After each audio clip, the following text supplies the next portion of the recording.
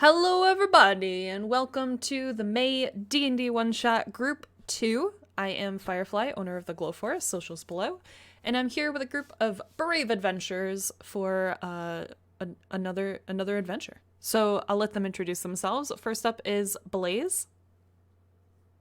Hello, Blaze. I'll be playing Lulu. Played it a few times in the past. Halfling, pretty whimsical. Got a nice hat, like their stone collection, and just a bit crazy and likes licking things. Great, perfect. Next is Monk. Hello. I'm Monk, and I'm playing Boris Gnome Druid Artificer called Zwudwa Wiribat. I don't really know. I mean, he's a bit of a rat bastard. But yeah, he's just sort of a short, kind of feral individual with way too much intelligence. Perfect. I built the character first and then I wrote the backstory, okay? I came up with the idea, what if I played a druid artificer? Those sound like contradictory terms. And then I'm gonna make it work. Yeah. Cool, perfect. Next is Skrit. Hello, everybody. I'll be playing as Baxter, the Ratfolk Ranger, retired warehouse security specialist who's eager for adventure. Very cool. And last but certainly not least is Thel. Hello, everybody. I'm Thel. I'm going to be playing Varric Nylan, who is a character I've played a couple times now. He's a warlock, drow, so expect to see fun, broody shenanigans. Expect him to do the thing. The thing. Edgy. All right, very cool. So, let us get started. I'm very excited. So I will read out the prompt again.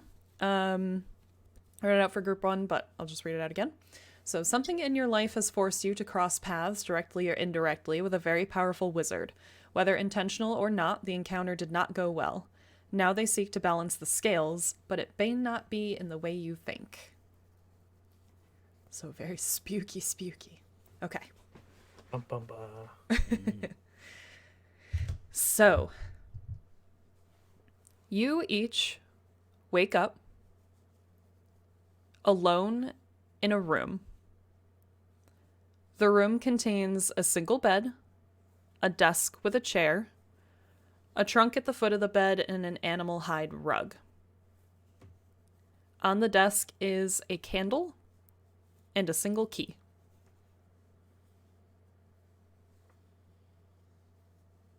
There are no windows in this room, and one door.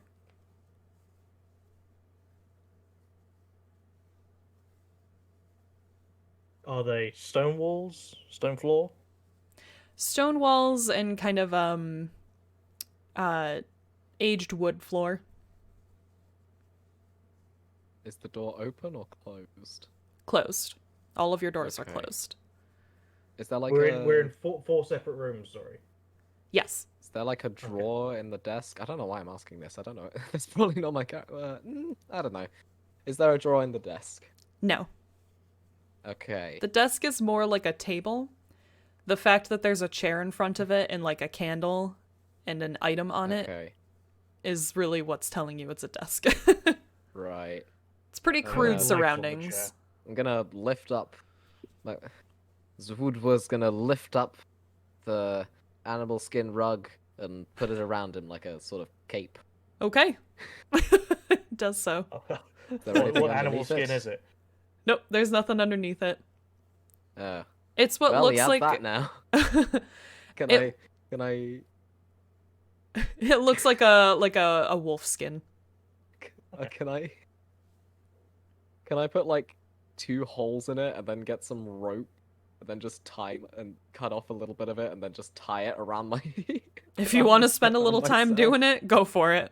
Okay, that's what I do. With All my right. time. What is Is- everyone is else there up anything- to? You said there was a key on the desk. Is there anything Yes. else on the desk? Nope. Well, a candle. Yes, I should say a A candle and a key. But just a key. Yep. Are the candles lit? Yes, they are. They're the only light source in the room. But because these are quite small rooms, it's enough to essentially light the room. What Is the door locked? Would you like to try it? Yes, I'd like to try the handle, see if it opens. Okay, the door does open. The key was a lie. Or was it? Oh no. Okay. Attached to anything, or is the key just lying there? The key's just sitting on the desk. So can I just Ominously. pick it up, put it in my pocket, and then try and open the doors? Okay, so you pick the key up, Does you put it in your pocket, and you go, and your door also opens. Does the key? Can I just try? Does the key actually same as the lock? Does it fit into the lock and everything? It fits, but it doesn't do anything. Like, it fits, but when you turn it, you don't feel it, on the inside of the Okay. door doing anything. But one thing I will say, since a couple of you have picked up your keys, when you're looking at your key, you see that it's an iron key. It looks, very, very beautiful, very intricate. And on the top part, it sort of flattens, and you see a rune on it. So give me a second. I'm going to DM you. Who picked up their keys at this point? It was, I think, Thel and Blaze. I didn't say, but I will pick it up now. Okay, that's fine. I have not picked it up. I'm currently You're currently Mess- making a cape. I'm making a cape. After that, I'm gonna mess around with the bed for a little bit. Is it just like duvet? Is there like a pillow? Meanwhile, the Oh, rest of us are going to mattress. go on the adventure. Get to the bed, just cuddle up, and just not leave. It's just a very simple bed. Okay. Is there anything inside of the pillows? Oh, you know what? No. There are I'm not feathers gonna- inside of the Okay. pillows. You were going to say something, though, Skrit? Ooh. Would Baxter hear the others outside? Are the rooms near to each other? You can go ahead and make a perception. What was the hallway look like? Sorry, because I opened the door, but I didn't. Can Yeah, I I'll look at the hallway? Hang on, I'll do Skrit first. Okay. Yeah. Perception is 8. 8. Okay. It's hard to tell. There's stone walls, and it seems like a pretty thick door in front of you. Okay. Yeah, I guess he'll probably pick up the key as well and try the door. See Okay. if it opens. So you pick up your key. Give me a second. Let me grab. You will also see a rune on it. And you exit. So, is Zawudwer also? I think after a while of just messing about with various bits and bobs, he'll like see the key and go, "Oh." Just sort of Okay. just sort of pick it up, inspect it, and then try and unlock the door with it. All right. So, this is Eventually. yours. So, Thank you. Lulu, Baxter, and Varric, and a little while later, Zwudwer, you guys find yourselves, let me send you this, all together in a large chamber. Hang on. It's loading. Find it funny how none of us have described what we look like. All you know is that I'm a gnome and I'm just wearing a We haven't seen each other yet. We Hey. don't know what he looks like. That's Yeah, this is true. your first time seeing each other right now. Ah. So Ah. you find yourselves in a large chamber. Hang on, gotta pull back up my notes. The chamber appears to be a half octagon room with a massive mirror situated on the far flat wall. The mirror is large enough such that in it you would be able to see every space in the chamber. But what strikes you guys as a little bit weird is that none of you can see your reflection in the mirror. There are several items scattered around the chamber, including a cartographer's desk, a couple statues of great wizards acting as bookends for a taxidermied head of a large red lizard. There's a small chest with some trinkets inside, a piano. There's a couple of armchairs and vases. There's some planters, but the plants look like they've been pretty neglected. There's some larger vases with tall scrolls. And at the center of the room is an ornate rug on which rests a large circular table with gold legs sprouting in 4 directions. On the table, there's a couple of scrolls, a small bag of wax and seals, a couple sealed letters, a single candle and candelabra, an inkwell, a pen, and just a letter there. It looks like somebody's writing desk, essentially. I feel like we need to list these, otherwise we're gonna forget what we have and haven't looked at. But despite all of this, the woodwork runs at the mirror, thinking it's a doorway. Okay, you smack into it. Tries to escape.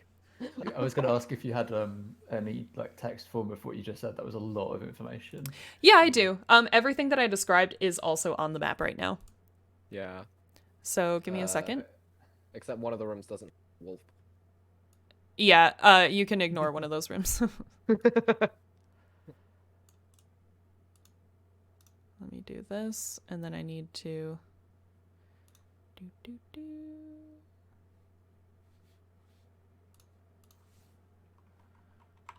drop some of your dice. Okay. I need to redact a couple things. Hang on.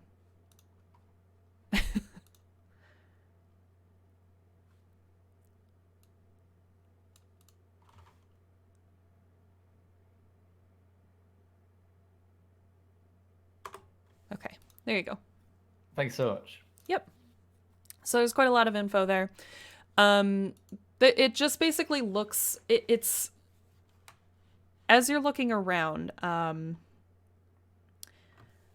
it seems like this is a space that used to get a lot of activity, but nobody's been here for a while. It's a little weird because the candles are lit. There are candles and lanterns throughout this space, so you are able to see just fine. But there's kind of a layer of dust covering everything. When you look up, it's quite a tall ceiling, sort of domed at the top with arches. And you can see, some kind of cobwebs and stuff. It looks like nobody's been here for a little bit. And let me just check your guys' passive perceptions. Okay, so that's good. You're all high enough. As you guys are looking around and taking stock of your surroundings and these, random individuals that have also walked into this room with you, you notice that the runes on each of your keys are also on your doors. And those doors gently closed behind you. The final door. Is that openable? You can actually ignore that 5th room. Okay, there's only 4 rooms. Cool. Yeah. I had such a pain in the butt trying to remove that. I should have made the 4 rooms first and then the 5th room. Just a big cross through it. It's fine. Sorry. Yes. The woodwork just like sort of goes like because he got the wolf pout out before the doors closed. Okay. Does the door open again? So you go up and try your door again? Yep. So you try to open your door, and it appears to be locked. Does my key work on the door? So you go ahead and insert your key into the door, and you hear a click, and you find that your door is now unlocked. Okay. Thanks for pulling on my heartstrings. Does it open now? Yes, you can open your door. Okay. And it's the room that I left, yes? Yep, it's the room that you left. Exactly the same? No. No. So, normally, how a door might work, you unlock it, and you open it, and you find the same room you left. In this case, when you unlock it and start to open it, the rune on your door lights up. The runes on the other room's doors disappear. And as you pull the door open, or push the door open, I should say, you find yourself in a quiet forest with a dirt path. Do I see a lion and a witch? Sorry. Who knows? Perhaps you're in a wardrobe. Maybe, yeah. Okay. This is a forest now. Do I see anything in the forest? Do I see, like, is there a path? There's a pathway, you said. Do I see down it, or? Yeah, so there's a dirt path, and it's a little weird because you can hear like insects and birds and stuff, but you don't see any. So it's kind of strange. There is a dirt path. Are you walking into it, and is the rest of the party following, or what are you guys doing? Can I get one of the plant pots and prop the door open? So the planters are kind of big stone things. They're the two green items on either side of the mirror. Okay, yeah, nope. Okay, can't move on either of them. Is there anything that I can use to just stop, like a door stop at all? I mean, yeah, they're probably like one of the smaller vases or something. Okay, can I put one of them in the way? Yeah, you can do that. Okay, cool. So the door's now propped open to a forest now, yeah? Yep. Cool. Do rest of you guys? Hi, I'm Varric. Hi. You. Also, what you see is a dark elf drow with very charcoal skin and glowing yellow eyes, with some very elegant light armor on, speaking to you, saying, "Help! What the hell?" Who are you guys?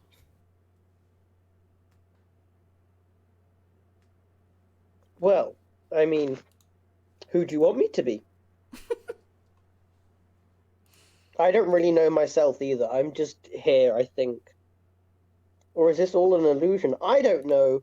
All I know is I borrowed a rock and then I woke up here and, yeah. I'm here now. Okay, do you have a name? What about you? A name. Oh, yes, I had a name. Yes, that's what it is. It's Lulu, I think. Hi. I'm Varric. Hello. Yes, you've said that. Hello. Hi. So, This is going great. Yeah. I would. You're not the wizard, are you? well, I mean, do you want me to be the wizard? I'm not sure I do. Who is this wizard we're talking about? He's a very, very powerful being that sort of introduced me to someone I know, and helped me slay a monster and stuff. So, Ooh, a but monster. also wanted some stuff back from me. So yeah, I don't. I am not this wizard, but I could be a wizard. I'm not entirely sure what I am, if you want me to be completely honest. Can I tell what he is? What was that? Can I tell what he is? They are. I don't know. I mean, if you Can I? want to make a perception check. May I? Yeah. Cool. That's a natural 20 plus. I'm a druid. Is it? Is it a? Sorry, I do need to ask this because apparently I forget sometimes. Is sunlight? Is it sunlight in this room? Am I standing in sunlight? Are they standing in sunlight? Yes. Or is it just candlelight? So in the main chamber, it's kind of candlelight and lanterns and everything like that. But there are enough that you are able to see fine. Okay, cool. Because I disadvantage in direct sunlight, so Gotcha. not in direct sunlight, so I'm fine. Druid, cool. All right. And I point to the other two. What do you two then? I can take it. So actually the guy's like, oh, so what's this about the wizard then? And this is a kind of a humanoid figure, like rat-like creature, white-skinned, scale mail armor. He's probably about 5 foot high. He's a little bit short, but he's quite tall for his race. And he's carrying a warhammer and a shield. He's like, he's kind of like he's addressing. Who was it? Had the initial question? Was it Varric? Yeah, so he's addressing Varric. He's like standing a little bit close for comfort, but he's not really like considering like what he's like wearing and holding. He's not that intimidating. Like he's got big, beady, like marble-like black eyes, and it's kind of like he looks kind of half adorable and half terrifying. But he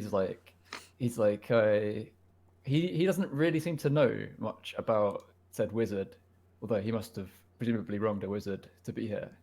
He's not too aware of what has led to it, but he has a suspicion that maybe it's his line of work. But he asks you, so what do you know about this wizard? Very little. They're extremely strong, very powerful, able to contact other things and get help and stuff. And apparently lock us into a room where the doors move and a forest appears. Yeah. And you, the one with the cape made out of a carpet?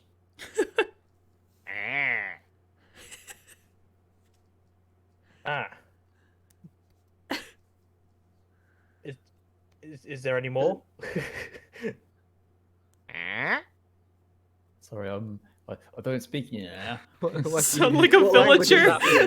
What you see is just a tiny, just a Nof guy, no shoes on or socks. He's just covered in leaves and grime. He's got this sort of flexible wooden shirt and trousers on. He's got a big freaking bottle just strapped to his side, like it's huge. It's like the size of his head. Like it's probably it's probably bigger than his head actually. And he's got this. What race is he? He's a gnome. He's got a green hood up, and out poking from the hood is just a massive beard, just a huge mess of hair, just like falling down onto the floor. Right. Anyways, you guys, do you, I found this key in my room, and it's got this symbol on my back. And then I put it into this door, and then the wall, the my room's gone. Well, was it really ever your room though? That's the question. Zudwa produces his key and goes and just runs up and just puts it like right in your face. Just like it just sort of just jumps up and just sort of poking you in like the nose or something with it. Yeah, And- through the poking, can I see what symbol it is? Yes, I probably. Do you wanna? Yeah, is sure. That, is that a thing? Okay. Yeah, I can send it to you, Fel. Okay. No, I could put it in the. I just put it into group 2. Yeah, Yeah. that's fine. Either way. I'll pop it in group 2. Oh, Monk, oh, is your character saying like an intelligible language, or is it just No. drone? It's just feral. Maybe it's animal speak. Who knows? Really, I love it. he's completely feral, but he's also very, very, very intelligent and completely feral, and I just love it. I love it so much. So no, after he's finished poking you with that, he goes like, and just sort of. Okay, that's his is different to mine. What about your two? What are yours? Do you That's know? my key. I'm not giving you my key. It's mine. It's precious. It's a gift I don't from a want your key. stranger. I don't want Oh, your key. I just oh. want to see what's on the back of it. Is that all right? Well, there's a strange symbol. Would you show it to It's me? a very. Oh, I have no idea what it means, but you're not touching my key. I don't know what if you want it. Well, you can't have it, but it's mine. I don't want it. Like, And well, even if you did, I wouldn't give it to you. okay. And sorry, sir, I didn't catch your name. Sir Knight. So whose character are you addressing? You. Oh, Baxter. My name's Baxter. Baxter, would you be able to share yours as well? Oh, of course, yeah. And he pulls out of his pocket, which he's obviously just put in there. He's got this key with this rune on it. Is this a language? Like, Would you like? I have the. Hold on. It's a thing. It class features. The Eyes of the Runekeeper. You can read all writing. Do I understand? Can I read All it? writing. All writing. Then yeah. Okay, cool. Yeah. So you recognize these as ancient northern runes. Hang on, I just want to pull that here. Why are you doing From the Vi this? Queens. Pulse. Okay. So, Varric, the rune that you have, you know me. I like how simple that is. You can It read seriously is, all it's great. writing. The symbol that you have, Varric, you recognize as the symbol for initiation. Zawudwers you recognize as growth. Lulos as possessions. And Baxter's as disruption. Okay. I'm gonna. What Zawud was gonna do? Is he's I just share gonna- that information. What they all mean with everyone. Sure. He's gonna. How Someone can I knows me explain well. this?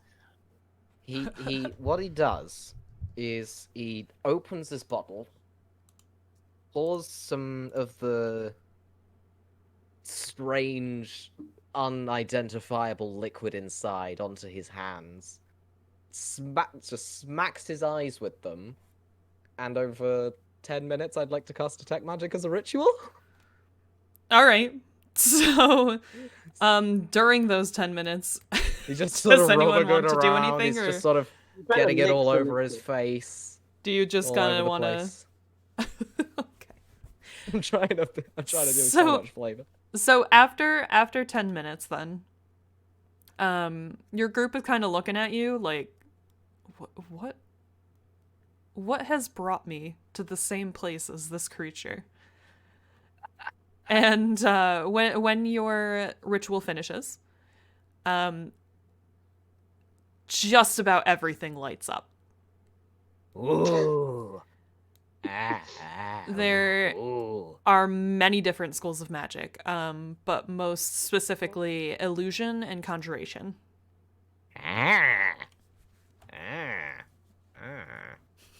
I'm curious how you might share that with your party. I'm curious as well. I didn't think this through. You can see Baxter's just like watching you with his like whiskers Okay. twitching. He's like Ooh, he's trying to figure you actually- out. But he's no idea.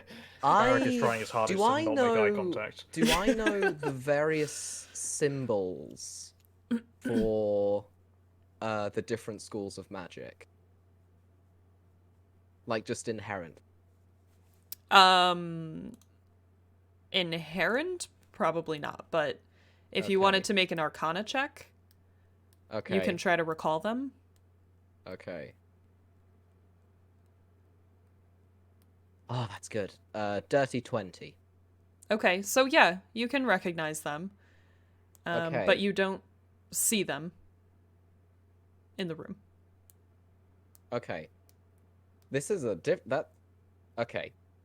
What I'm gonna do is I'm gonna bit by bit for every magical item I can see, I'm gonna hold it up and then I'm gonna minor illusion the symbol for the School of Magic, hoping that somebody can I see the School of Magic that it belongs to with Detect Magic?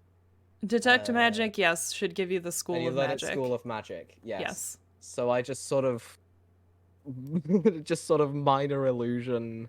Okay, the School so of when Magic. I say everything lights up, I mean the space as a whole. Oh, right, okay. Yeah. That makes a lot more sense. So I'll just sort of gesture about Picks up the going like, floor. "Arr!" And then I just sort of do the one for illusion and just go "Arr!" with like my hand waving in the air like a sort of ooh Okay. kind of thing. Okay. And then I do, and so for the conjuration I go "Arr!" just as, and the hand So- just goes. Okay, so the rest of the party sees this feral creature gesturing two symbols with an illusory spell. Mm-hmm. And, they can make of that what they will. I was like, oh, I know, and I'll just lick the floor, and cast, like, use my wand of detect magic. Oh, just yep. to see my Okay. tongue, and yeah. Yeah, so you're gonna see the same thing. Pretty much everything lights up. The room as a whole. There's a lot of illusion and conjuration magic here. Is this visible Ah! to the whole party, or just the people casting the spell?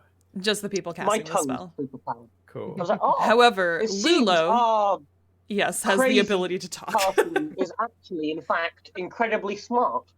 For you see, we are surrounded by magic. A lot of conjuration magic and illusion magic. If the not speaking thing gets too much, I could like try and do other things and work around it. Let's run with it. It's interesting. Yeah, I think it's a nice work. If interesting.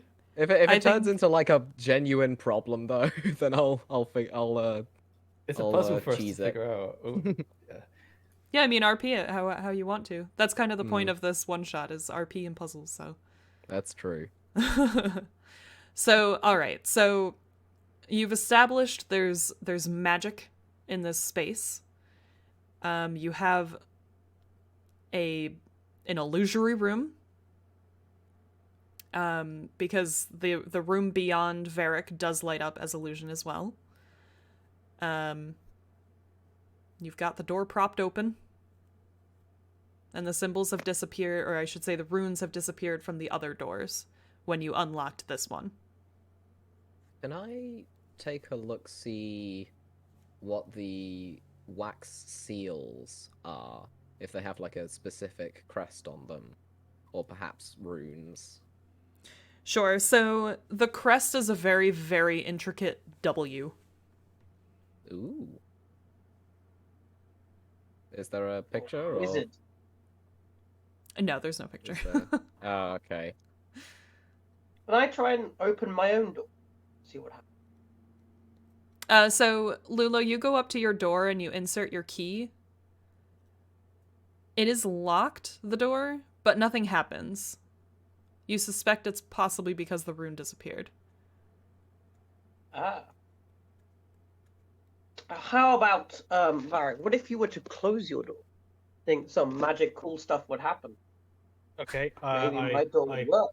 I take the vase and I hold it, and then I close the door. Okay, you close the door.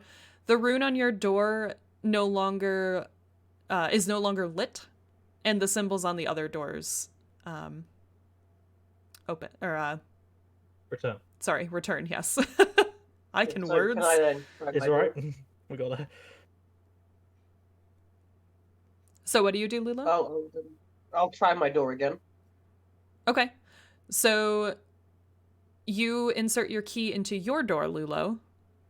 The rune lights up, and the other runes disappear from the other doors. Can I open the door and see what's inside? Okay, so you open your door, and you see kind of like a tunnel in the floor. It looks like a dirt kind of a tunnel. So we can all see what other people have in their rooms, right? It's not like it's just us, or is it? Correct. No, everybody can see the same thing. Yeah. Everyone can. Okay. So, Okay. Just going from what each symbol means, would it make sense that we do initiation first?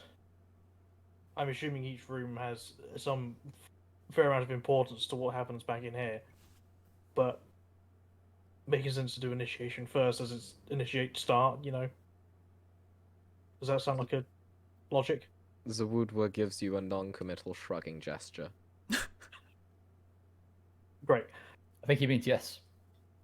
Cool. Baxter says definitely not trying to steer the group towards some kind of consensus. It's also just occurred to me that we have the table in the middle of the room, which we haven't sort of investigated. And I pick up the wax seal, and I start poking everybody with it, just seeing if anybody knows what it means. Just put it up in Varric's face, and then Baxter's face, and then Lulu's Do I face. know what it is? Can I roll like a history check or something on it? For what are you rolling it on? On the seal, do I recognize the symbol? So you It's do. familiar to me. I do. You and actually, I think just you would recognize it as Nice. the wizard's seal. Oh dear. Is it attached to a letter or something, or is it just a seal? No, there's a seal. I mean, there are 2 letters on the table that are sealed with Okay. that seal. Okay. And then there is just 1 letter sitting there. May I read one of the letters? Sure. So one of the closed ones? Yeah. Yeah. Or is there one So- open that I can read? Well, there's the 2 letters on the table that are sealed, and then there's 1 letter that's not sealed that looks like it was in the midst of being written. Okay. The ink on it what is was still what, slightly wet. What was the one that has not been sealed yet? Okay, so Oh, you perfect. go over to the letter sitting on the table. Again, the ink hasn't even dried yet. This is very recently written. And it says, "Face yourselves to leave this place, all who enter."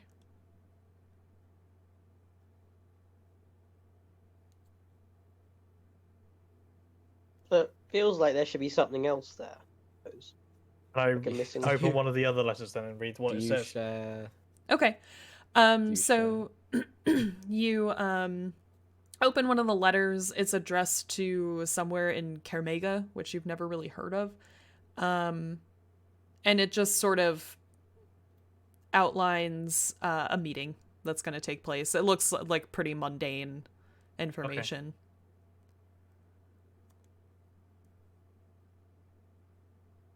Okay.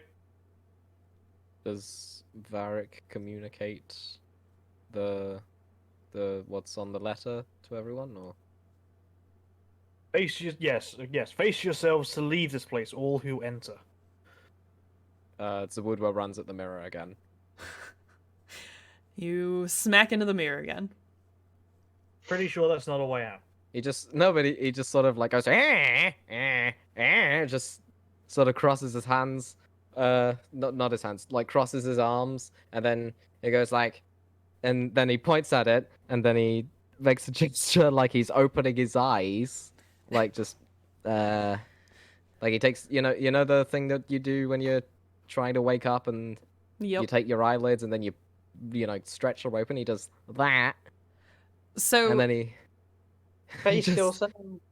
and then he does the walking thing along the hand, all while just going.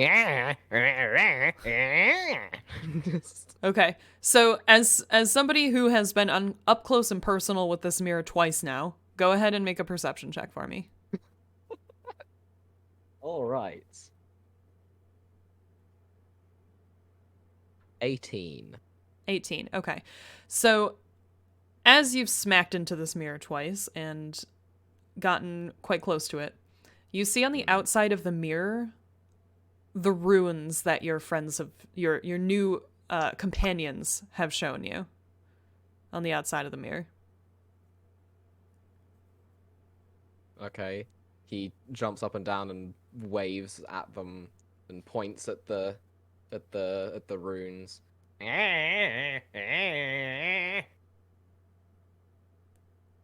He makes like he gets a minor illusion going and makes like a big red arrow pointing at the I'll go and runes. see what all the fuss is.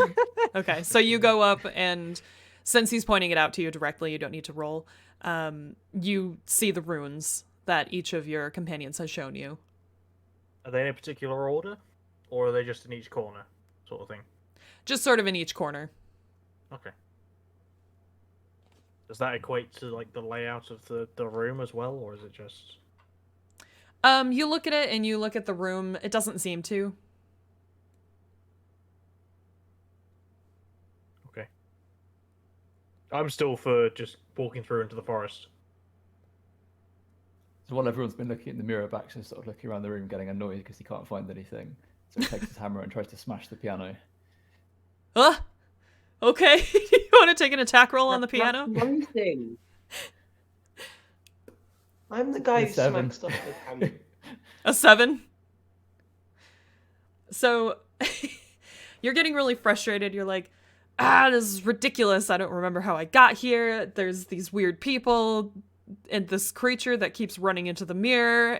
And you feel like you need to take out your aggression. So you take out your hammer and you go and you try to smack the piano, and it smacks, but also kind of slides off the keys a little bit and hits the floor instead. And you just hear a twang of a really out of tune piano.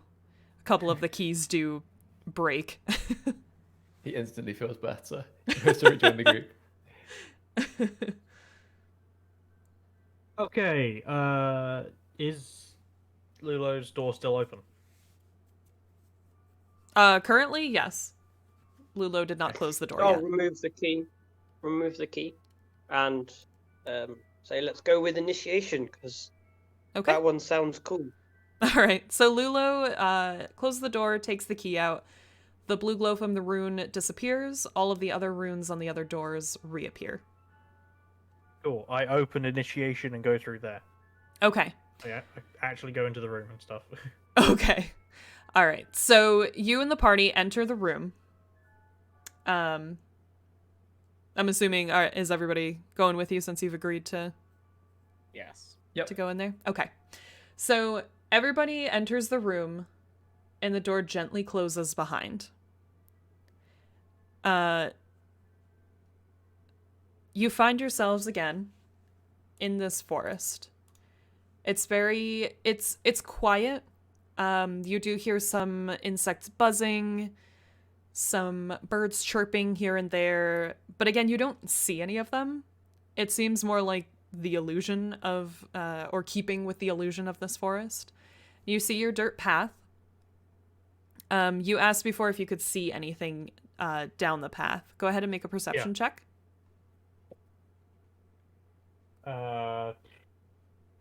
Is it daylight? Yeah, it is. Okay, just with disadvantage then. That's a 6. A 6. Okay. You see the outline of something at the end, but you can't really quite make out what it is. You'd have to get closer. Okay.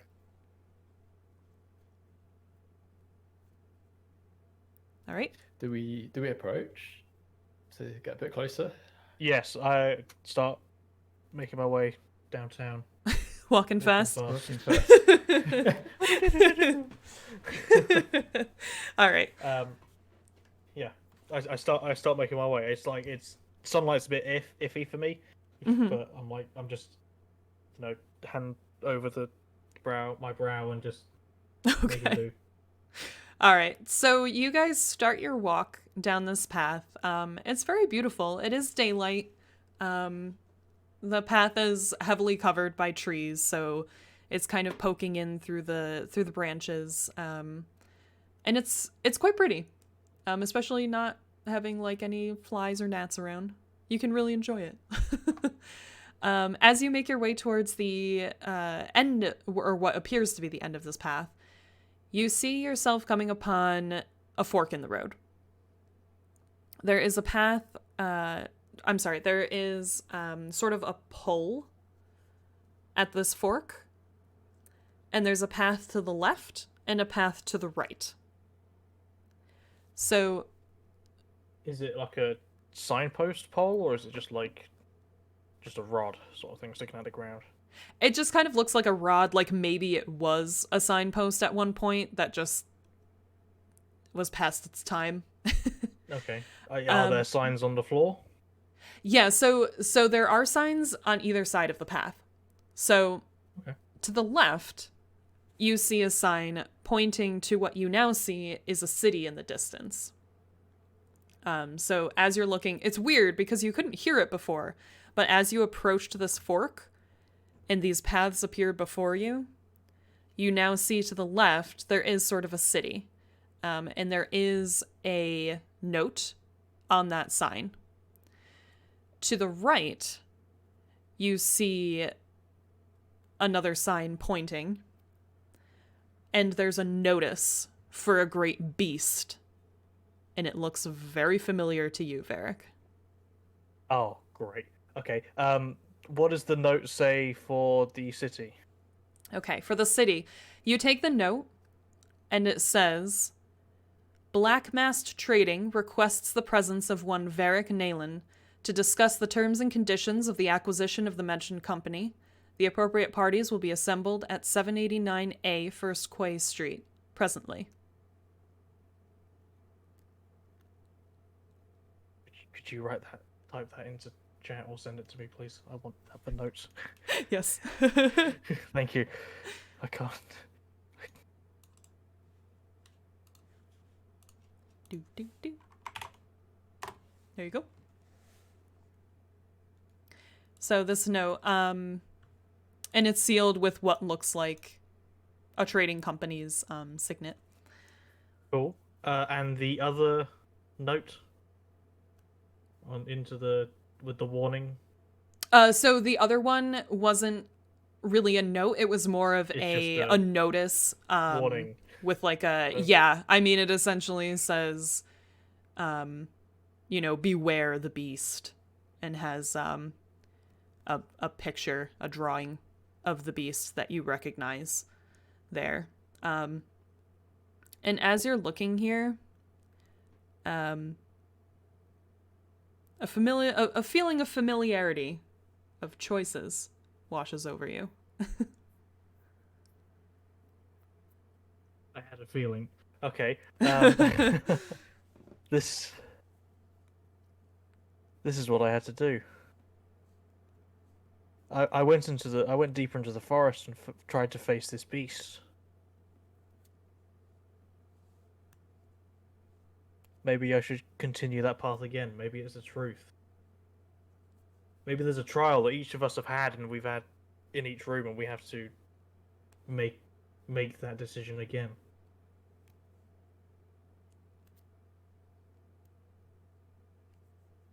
I don't want to go back there, but I fear we must. And I think I start heading that direction, towards the bad way.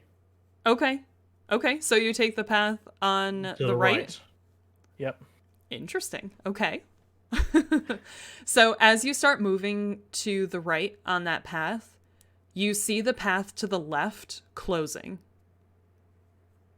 So the city gets more and more distant.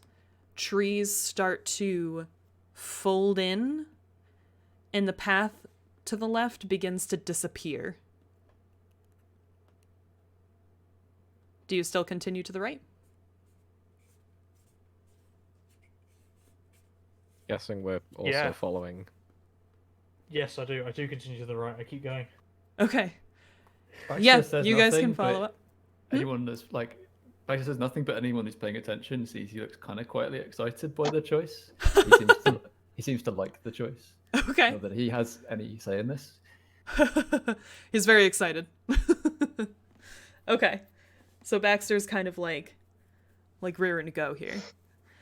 All right. So you guys move to the right and you follow this path. And as you do, it starts to get darker and darker and darker. And you find yourselves no longer in daylight. It is essentially nighttime. There is a moon out, which does light up the way for you. It's a full moon. I'm just going to say that you guys are able to see. You make your way in, and as you do, you know, the path starts to get cracked. The trees look a bit unhealthy. And it's kind of... I was going to equate it to the Winnie the Pooh's Grand Adventure. When they're lost in the woods. I know exactly what you mean. And Thank yes, you! That's yes, exactly I what it looks understand. like. I know exactly what you mean. I have. I don't. It's a creepy woods. Yeah. It's, okay. Think the woods from the Wizard of Oz. Yeah. The bad, scary woods. Yep. If you want another Okay, equation. my memory of that film is very vague, but I think I know what you're talking. Like, you know, gnolls, leafless trees, Just yes, dead like trees, like a purple dark sky. atmosphere. Yeah, purple sky for no miserable. reason. Yep. Miserable. All right. Nah. So I just wanted. Is there a T.I. double in the distance down the tail? The Woodwer is gonna try and druidcraft anything he can get his hands on. And try and Okay. make it, and try and just inject like a little bit of life back into the forest. Okay. So Woodward does his best. He's just like, oh, this flower looks sad. I'll make it a friend. Oh, this tree is, you know, these leaves are brittle. I'm going to try to liven them up, and he does his best. He gives his best effort. As you guys continue walking on, you find yourselves at the end of this dirt path, which has now turned into just this path of stone, and the stone is cracked and just smashed to familiar? hell. The stone? Like the general surroundings. Does it look familiar to me? Does it look like where I did the deed before? Yes, it does. Okay. It's essentially a complete recreation. Oh, great. In the center Love of it. the space, you see hunched over the shape of a great beast. It doesn't seem to have noticed you're there yet.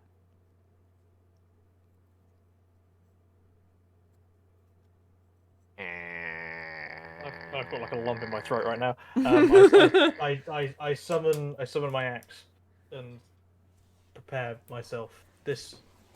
I whisper to the party. This is what I thought. And he's made one. You want to do this alone? Or do we beat it up as well? Let's team up. That's up to you guys. Yeah.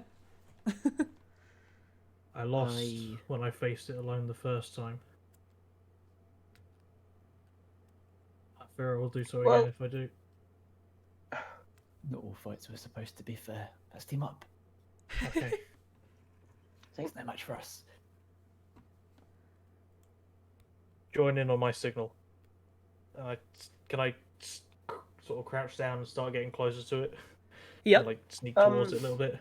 You can. Sure. Before, like, as this is happening, Mhm. can I just like get my little bag of pebbles and just cast magic stone on the pebbles just beforehand? Sure. Yep. I'm gonna.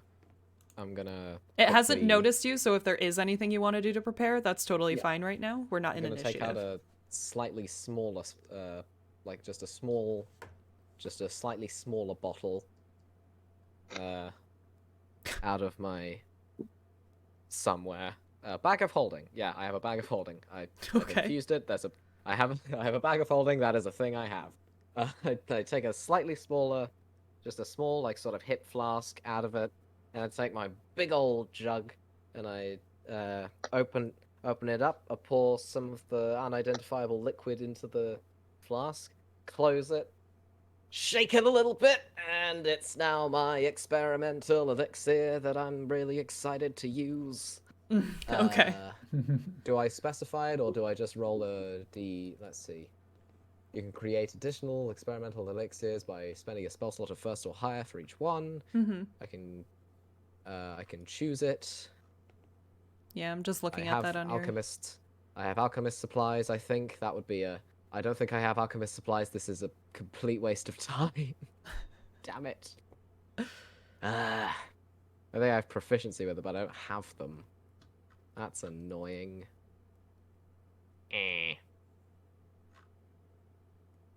Well, it's up to you what you want to do. While you're doing that, Varric, go ahead and make a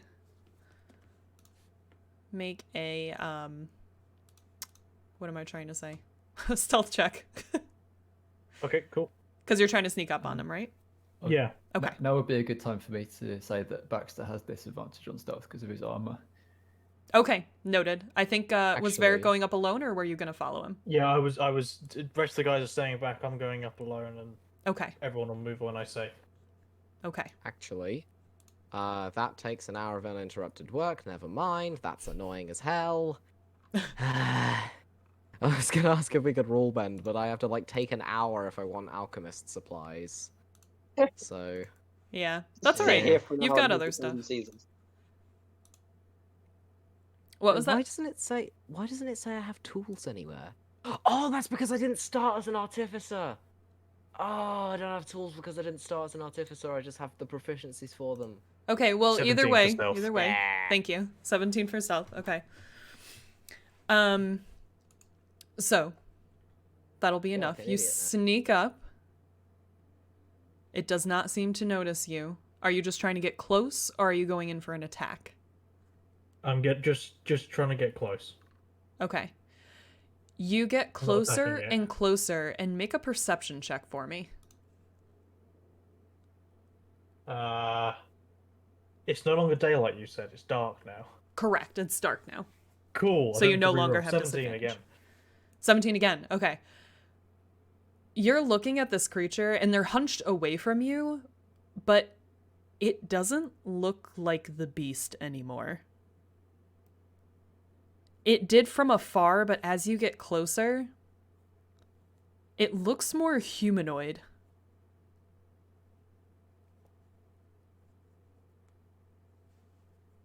Okay. Like, this is actually a person. An enlarged person.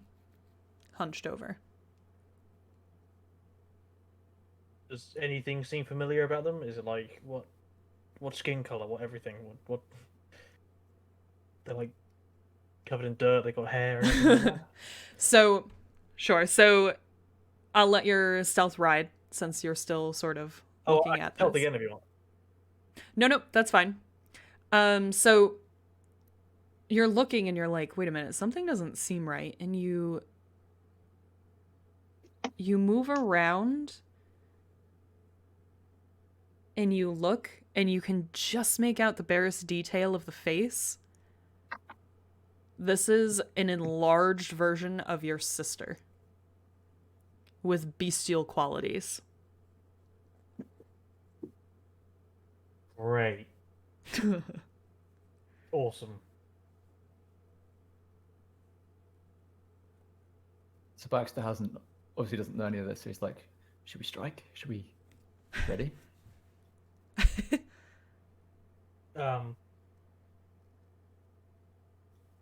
He looks at Can I Varric. make my way around so that like sorry, is it like it's no longer forest now? You said it's like stone and everything. Just the path. You came to the end of the path. This is sort of an open grassy area. Okay. Mm-hmm.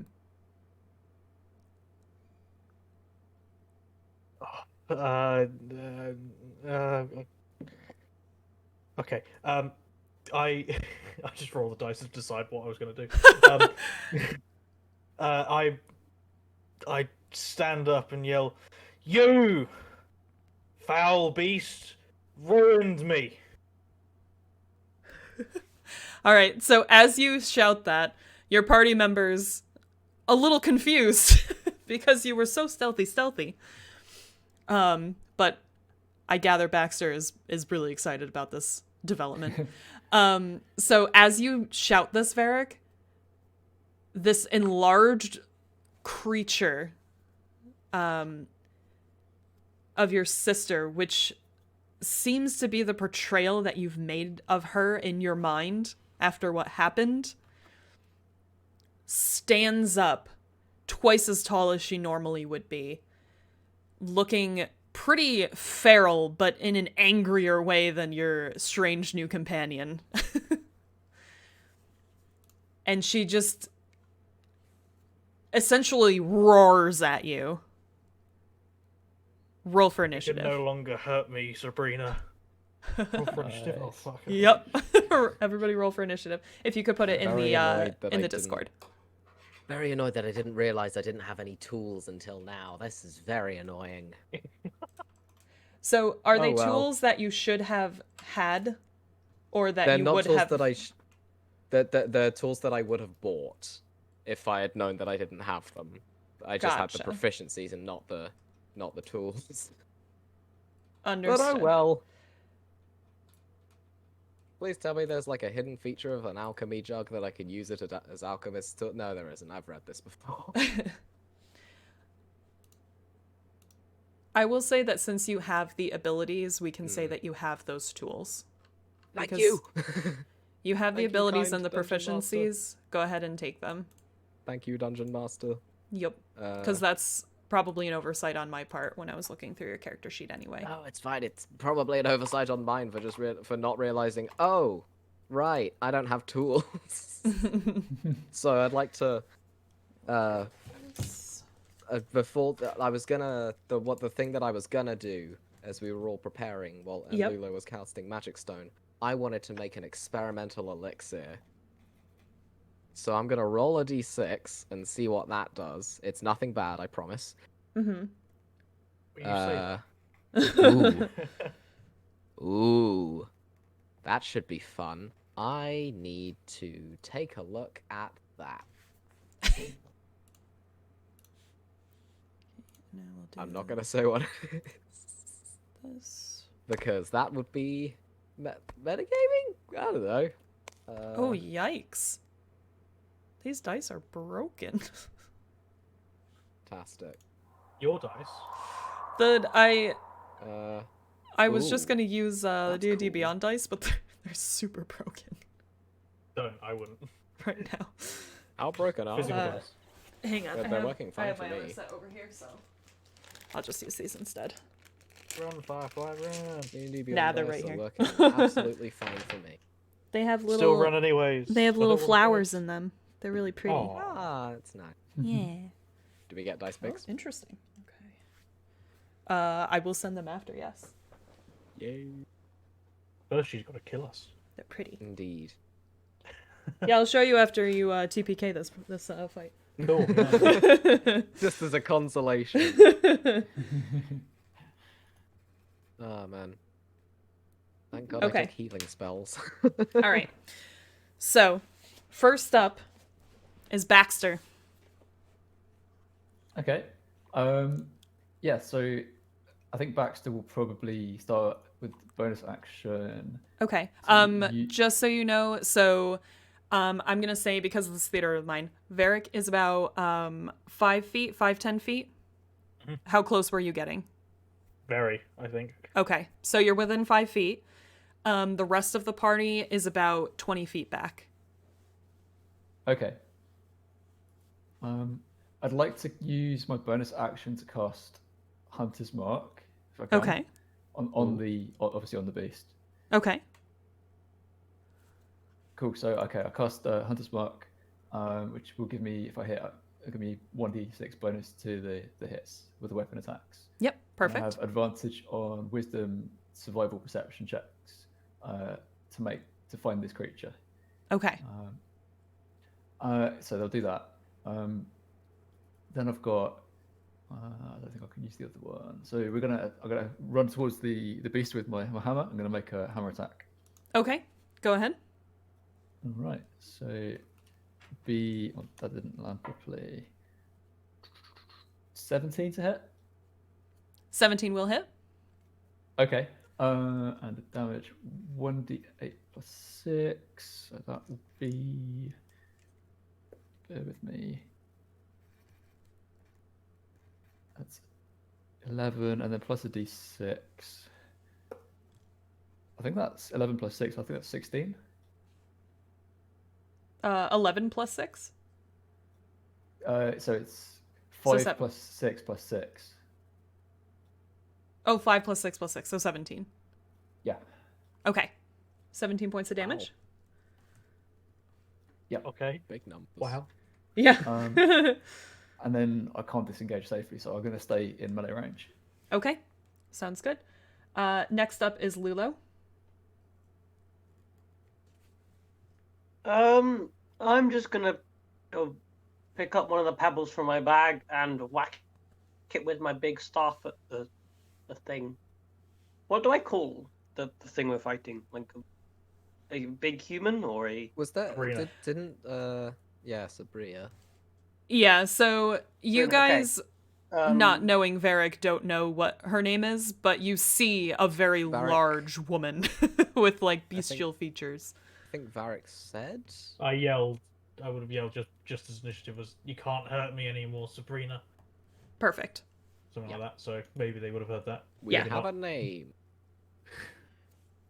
Sabrina thing, eat rock, and I'll just smack the magical rock at it. Okay, go ahead. And so this is Magic Stone? Yeah, Okay. that was actually quite a nice thing. What do I use for the thing? Spell attack. Okay. So Yeah, that so is it would be 16. plus 5 to hit. So that's 21. Nice. Does hit. Yee, and then it's 1d6 3. 6 damage. Yay. 6 damage? Okay. So that would be my action. Sorry, I think I can do the bonus action. I'll cast Magic Stone on the next pebble in my bag of pebbles, so now I have 3 more. 3 total. Okay. And the other pebble just sort of falls uselessly to the ground after. Okay. All right. Are you moving at all or I will move back a little. back a little bit? Okay. It's like to 60 odd feet or something like that. Actually, I can't go that far. I'm small. To I was going to say 45 feet. to 45 feet. Okay, so you have 25-foot movement. Okay. All right. Next up is Zwudwer. Okay, so I'm ready. Zwudwer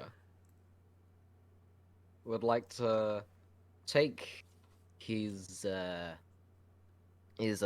big old bottle. He's gonna shake it.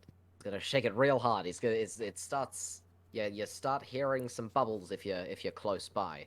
Then he uncorks it, and just a big old just stream of this rancid sort of just ghastly liquid just flies towards the Sabrina, and do I need to roll to hit with that? No. And Sabrina needs to make a dexterity saving throw as I Okay. cast Tasha's Caustic Brew. Or I guess it's Zawudwa's Caustic Brew now. All right.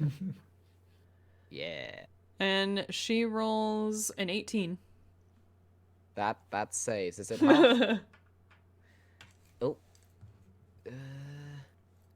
So what was your DC again? It was 40. DC 14. Okay, yeah. So Yes. so you throw this it's a potion, right, that you've just created? Your elixir? It's just Tasha's Caustic Brew, the spell. Oh, I'm sorry. Yes. Yeah.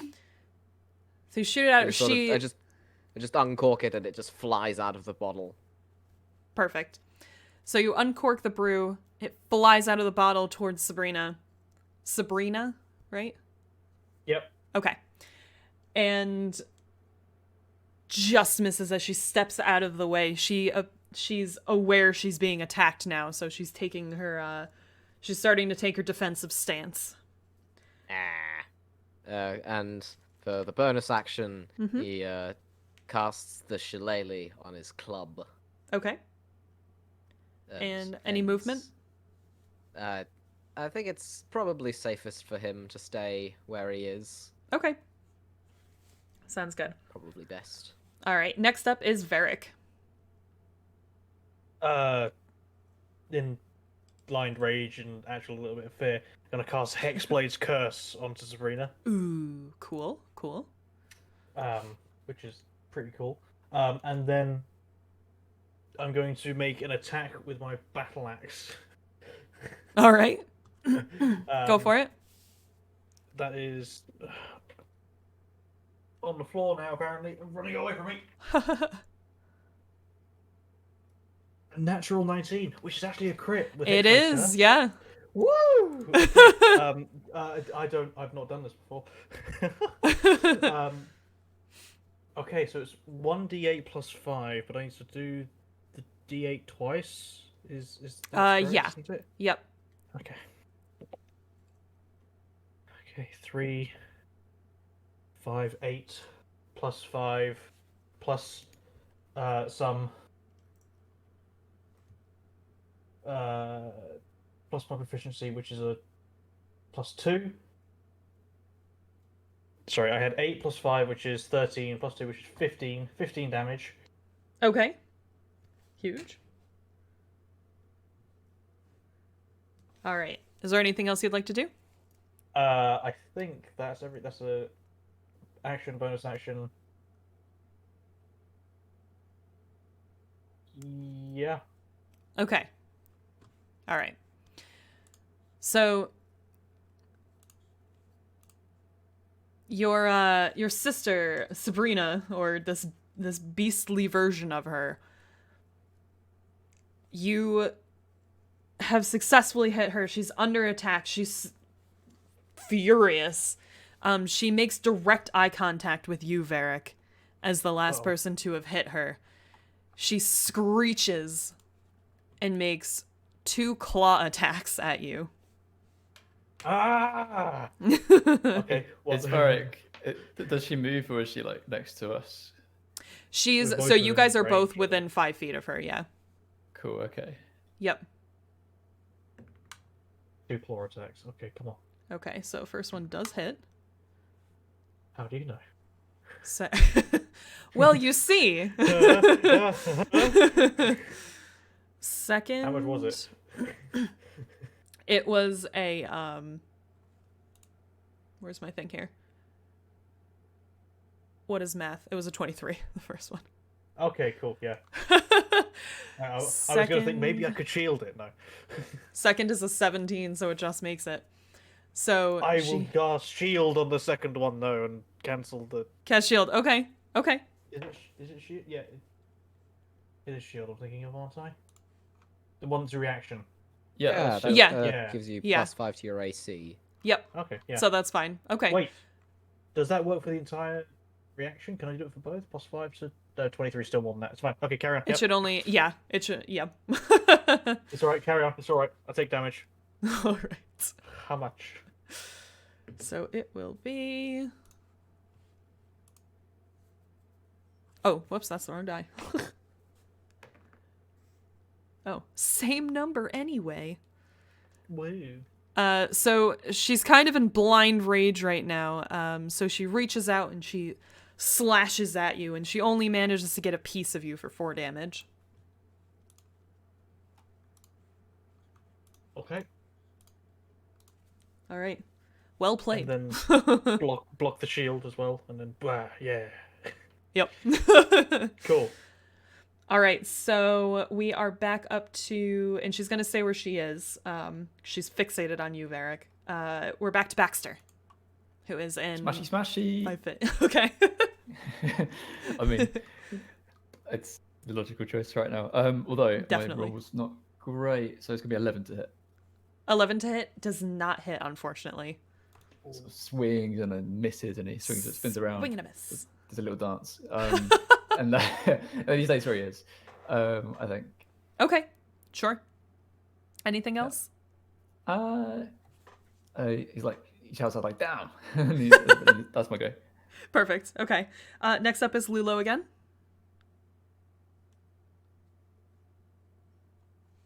I'm probably just gonna do the same thing. I'm just gonna whack with the stick, and then I'm gonna move to 60 feet or something like that. Okay.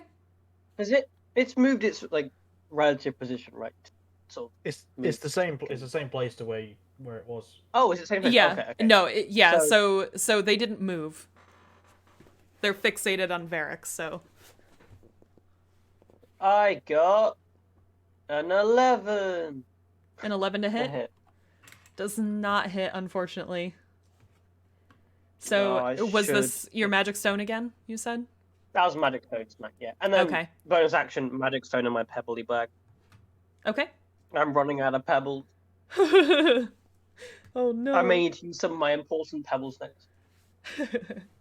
All right.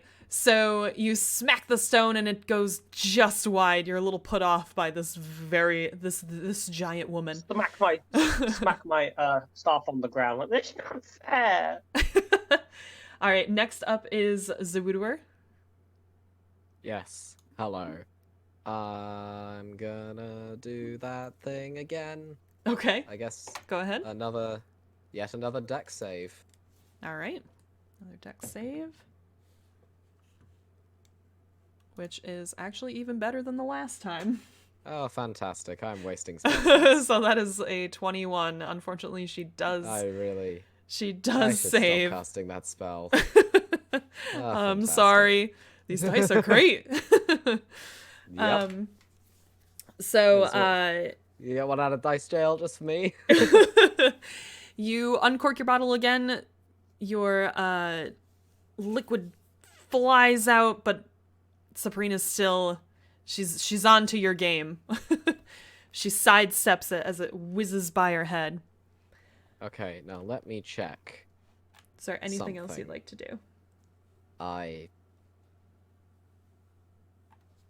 Damn it, that's an action. Okay. I guess I just keep my shillelagh going. Okay. All right. So next up is Varric again. Oh, I'm going to attack it again. All right. That is a 13. Does not hit. Damn. I rolled Damn, your really low sister's on that. strong. It's not. Yeah. Not in character. She's strong. You end up just missing. Oh, okay. Um, I can't really do anything else. Nope. I can't do anything Okay. else. Awesome. all right. Okay. So it's her turn again, and she's going to, again, focused on Varric, make 2 claw attacks at you.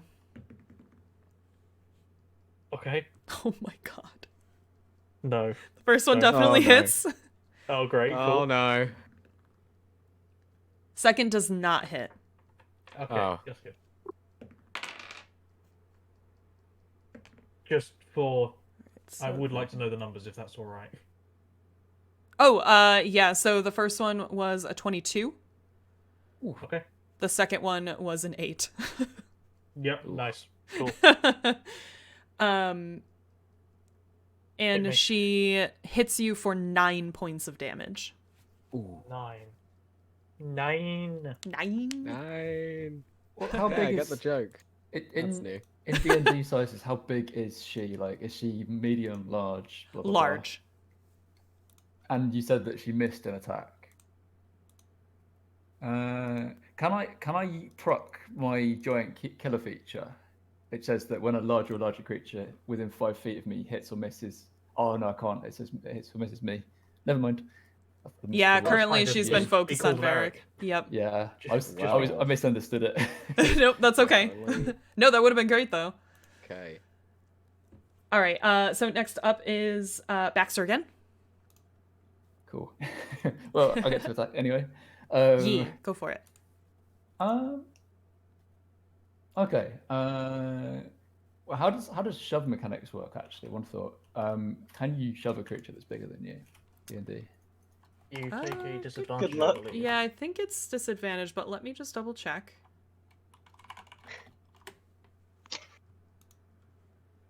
I know you can't do one that's 2 sizes larger than you. That's just a Yeah, fail. definitely not. But I believe you can do one size larger. Yeah. I guess if I'm at disadvantage, I probably won't try it. But I'm just wondering. Yeah, it must be within your reach. You make a strength check, contested by the target's strength. I'd like to give it a go. Okay, sure. Yeah. So I have a decent strength stat, so I'm going to try that. All right. So that's going to work out at 17 strength. Okay, and she rolled a natural 20. Oh, okay. So that'll be a 23 total for her. Sabrina's scary, man. Y'all think we thought it was going to be okay, but nah. You can't really read Baxter and like if he's afraid or not because his eyes are just kind of like they're like just little black marbles. But he's kind of like a bit surprised. He can't really move back far, so he stays where he is. But he's Okay. surprised. Sure. And that is my turn. All right. So next is Lulu, and she does look like she's a little hurt at this point, I will say. You've gotten a couple of really good smacks on her early on, so. What is that? That's a bonus action. Okay, so I will heal Varric. Okay. Or how beaten? No, how beaten up has he been? Like really beaten up, or like slightly? Beaten? About I don't know how much to heal. Okay, so I will do 2d6 lots of healing. Okay. With just my druid thing, Fey Dreams druid thing. Yep. 2d6, yay. That is a 10, and you gain 2 temporary hit points. Very nice. That's a good Yay, heal. that's my bonus action. Normal action. How close is like Sabrina's like right in front of Varric, right? So I can't really like do an AoE thing that like explodes. I was like, I could aim it behind it, but it's like ice shard. You could, like, ice yeah. smack, it explodes. You could, as long as you're, how far away again? 45 feet. So as long as 45 the feet. distance, if you I can thought get we it were, like, behind, you can do that. Varric and Baxter are both within 5 feet in front of her. So if you wanted to try to aim it behind, if you have that distance. I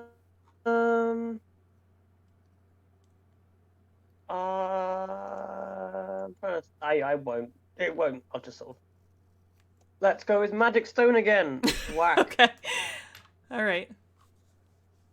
I got an 11 again. This is Oh. just not fair. You'll get Guys, what is happening? I'm trying really, really hard. Hey, I'm okay? It's I'm just not rolling the fair. dice. This isn't on me, okay? This isn't on me, okay? Okay. So, you roll again. I'm sorry, you smack your magic stone again, and it whizzes right by her. Is there anything else you'd like to do?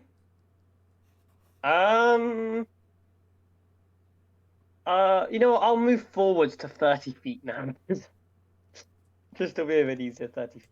There we go. Okay, I'm moving so backwards you're- and forwards. so Can't pin me down. 15 feet away then, at this point. No, so I'm moving to 30 feet away. Oh, Move so you're 15 feet, 75 30 feet away. You were 45 sorry. feet away. I was 45. I'm moving, He's moving so I 15 am feet. now 30 feet away. I moved Got 15. you. Understood. I got that the other way around. Got closer. Yes. All right. Okay, so you're about 30 feet away. Okay. Next up is Zawoodware. Indeed.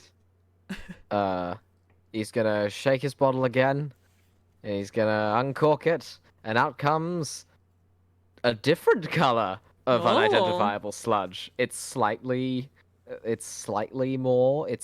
greener. Okay. As he casts Ray of Sickness Oh, at nice. first level. Okay. Does a 17 hit? Oh, it's not a save. It's a hit. Okay. No, it's yeah. Does I a was 17 thinking hit? that was Okay. 17 definitely hits. Yep. Sweet. That is 4 poison damage. I rolled terribly on my d8s. Oh no. There were That's 2 still, of them. you know what? That's great. Okay. So 4 points poison Yeah. damage. Perfect. Yep. All right. And anything else? Oh, and a Constitution save. I forgot about the Constitution saving throw. They need to Okay, make that. I was gonna ask you about that. All right. So Yes, con save. there is a Constitution saving throw. Con save. Oof. That is a 7. So. It fails. It is poisoned currently. All right. So she is Ha-ha. poisoned. Yeah, it lands right in the mouth. Ugh.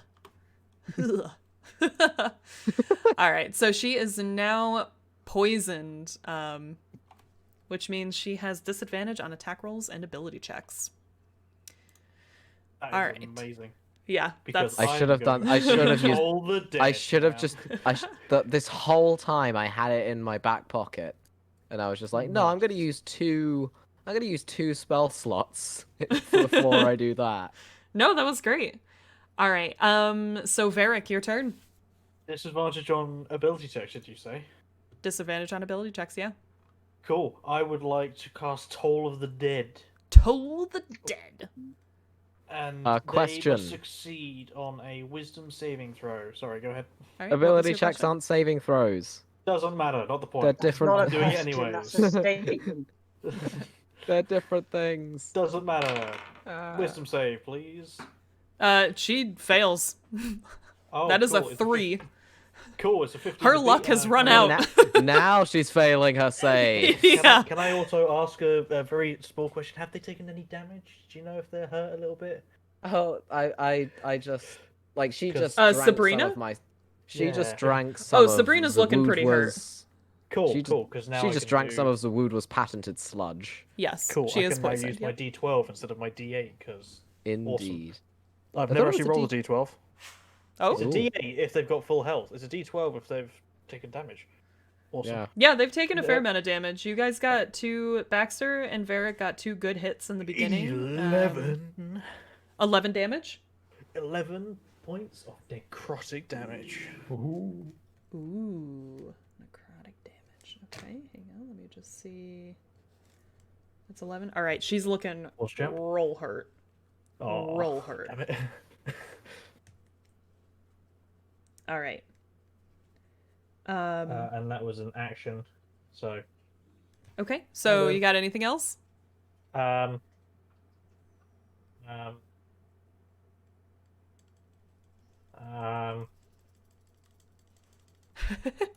no.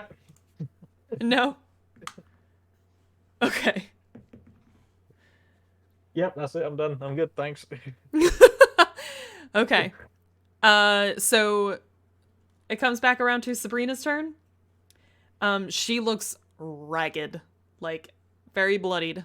But she's still focused on Varric. She's gotten extra anger in her eyes as you guys are just beating her down. She's poisoned. She feels it pulsing through her veins.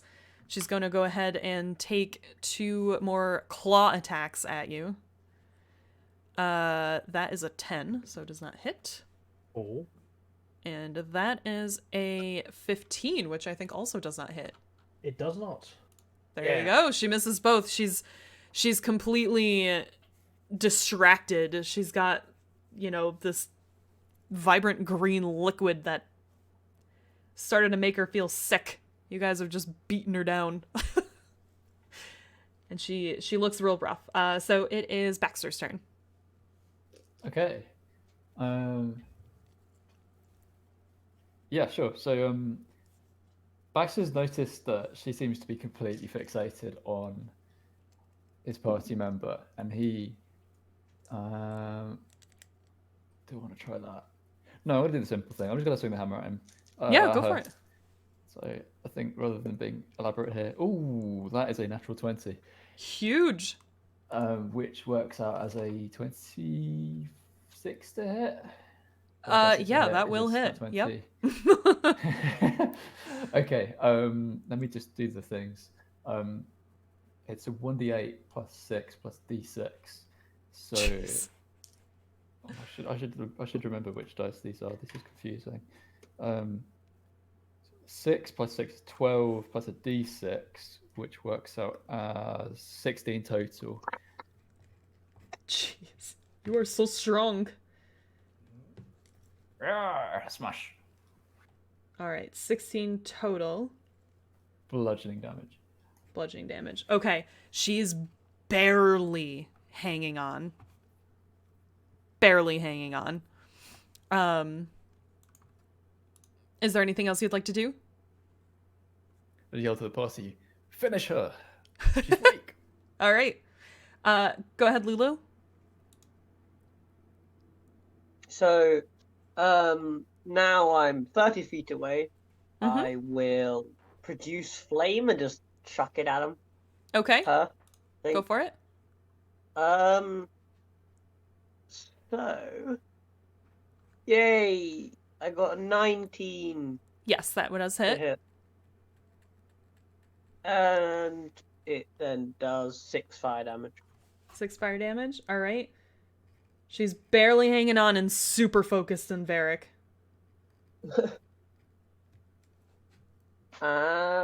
Spells wise. I don't really have any BA spells, so I won't do anything there. I'll just sort of wave towards the brood and say, "Hey, why don't you pick on someone?" Not even inside. Actually, just leave us alone, please. Just leave us alone. Okay. Zawoodwer? Okay. How far away am I? You would still be at the 20 feet. You never moved. Cool. I'm gonna run over with my shillelagh club in hand, Okay. and I'm gonna non-lethally try and knock him out. Non-lethally. Okay. Yeah. Does a 14 hit? 14 is the AC. If it meets, it beats. Yeah, Yes! so it does. Okay, that's 4 magic damage, bludgeoning, but also magic. 4 magic bludgeoning damage. Mm-hmm. And it's non-lethal. It's explicitly non-lethal, yes. Okay. Because I feel like killing them is really not the point.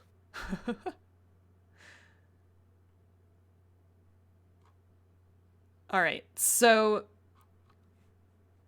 you go up, you smack her, you do this damage, and she actually falls down onto her knee. She's not quite knocked out. Okay. She's stunned is a condition, but she's stunned, not with the condition, but she's you didn't manage to knock her out, but she's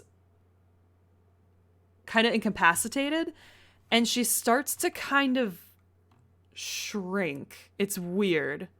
It's almost like the enlarge spell has ended, but very slowly.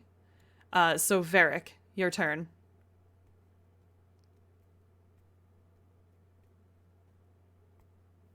She's fallen to the ground, sort of thing. Essentially, yeah. And she's now regular size, normal size. She's looks yeah, like so feral and she's everything? shrinking to normal size, yes. Still shrinking or like shrunk? in the process, because I'll say it takes a little bit of time to do that. But the other thing that you notice is that she's starting to lose those bestial qualities as well. She's starting to look more like your sister. I take a couple of steps up and say, I forgive you, and then hug her. That's wholesome. All right. So you step up to her, and she is very bloodied and beaten. She looks up at you, and she looks surprised, but hugs you back and says, "I'm so sorry." And then she hands you a scroll. I hold her tight for a bit, Oh, then a single tear. that's wholesome. And that is why non-lethal attacks are good. Well, especially onto my sister, man. Come on. Yeah. I mean, to be fair, Hey. Zawudwa did not know that it was your sister.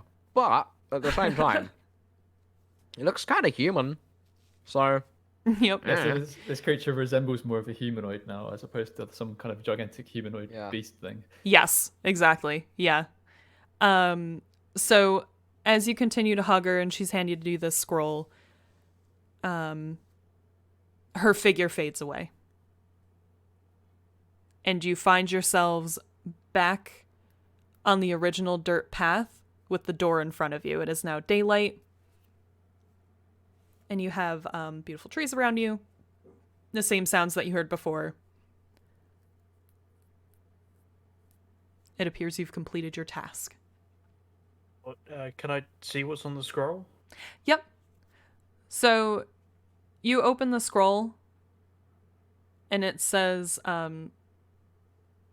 something awaits you in the end.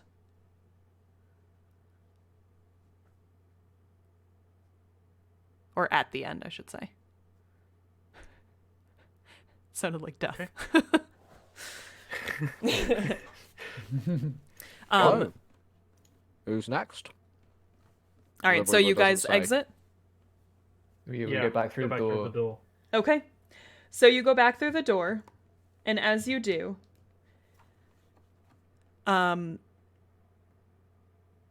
you see that the runes are back on the rest of the doors. They are not lit, but the one on Varric's door is still lit. And so is the rune on the mirror. It's lit in this blue. And if everybody could go ahead and make a perception check for me. Now back in the room, no longer Well, daylight. that's a 10. 8. God, it's oh, you remember how I was saying how like one of Baxter's traits is like he's really keen-eyed, and yeah, every perception roll he's just rolled garbage. 16 for Varric. 16 for Varric? 23. 23. Okay, wow. Not 20, 23. Wow, nice. Yeah, don't worry. Don't worry. I won't take anything lower than your passive perception anyway, so. Oh, that's nice. It's more to So see if you're higher. It's actually a 12.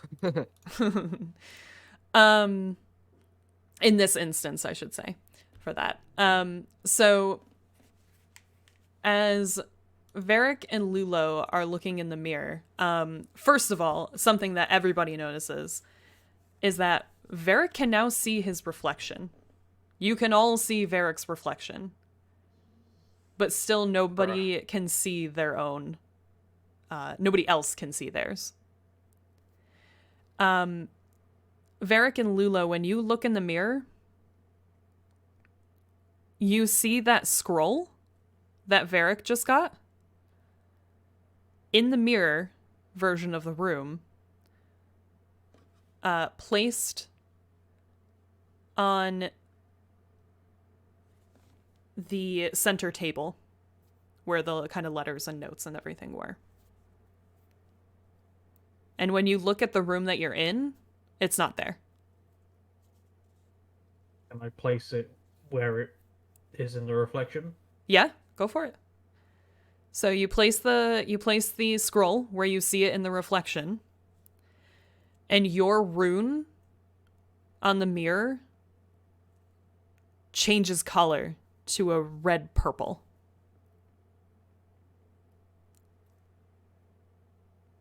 Whoa, it lights up. Look at that. That's cool. Yeah. So we got to do this for everyone. For you guys now. He's like, who's next? And he looks between the other two. He's like, eeny, meeny, miny, mo. And he picks, he doesn't know the name, but the Zawood.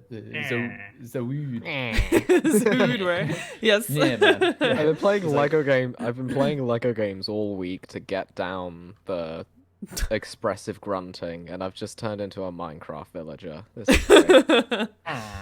But Baxter Huh. tries to communicate with by, he tries the same. So he holds his key, he points at his key, and then he points at Zawood's pocket or wherever he thinks he might have the key, and then points at the door he thinks was Zawood's door, if he remembers that. And he's like gesturing that we should go to that door. And then he sort Alright. of gestures like a shrug, like, what do you think? Kind of a question. Non-committal shrugging gesture. Baxter runs over to the door in a kind of like, yeah, we're doing this sort of fashion. Yeah, Okay. so Woodward just sort of romps on over, key in hand, and pops it in the door. Okay. Gives it a So- little bit of a turn. Perfect. So when you do, similarly as you guys all saw before, the runes on the other doors disappear, except Varric's. Varric's is still glowing. But the other two doors, they disappear. Your rune begins to glow, and you open your door. So as you guys walk into Zawudwar's door, you're a bit surprised. Because what you see is a very nice central road in a city. Zawudwar, you recognize this road as the one that leads to your old family manor. So, and it's Okay. strange because as you're walking down this, your companions, they look at you, they look at this road. Questions abound. So, Okay. the road is very, very busy, very beautiful. There are a lot of shops around as you guys take in the scenery. It is a beautiful sunlit day. There's a lot of people bustling about, going shopping. There's all sorts of things happening. There are tenants in the top parts of some of the buildings that are just sort of hanging out their laundry or calling to people to say hello down on the road, or just enjoying the breeze of the day. And at the end of the road, you do see your old family manor. And you start walking down this street and taking it all in. Mm-hmm. And you feel a little bit of a weight in your pocket. Oh, okay. I unpocket the weight. Okay. So you find that you have a pouch of gold. You're not quite sure how much it is, you'd have to count it, but it seems like a decent sum of money. And almost simultaneously of you taking this out and looking at it, you hear two things. To your left, on one side of the road, you are greeted by a very excited, very well-dressed gentleman who says, "Oh, my lord, please. I have just gotten this gorgeous item, obviously discounted for you, in stock." And you look, and it's wonderful. It's something where in your old life, it would have been the exact style and colors. Everything about it is just something you want. On the other side of the road, you hear a woman with 2 small children begging, "Please, please, I can get the money to you in a week. Please, please, we need our home." And you just see an older individual just shaking their head and saying, I'm sorry, Lysandra. I need to make a living too."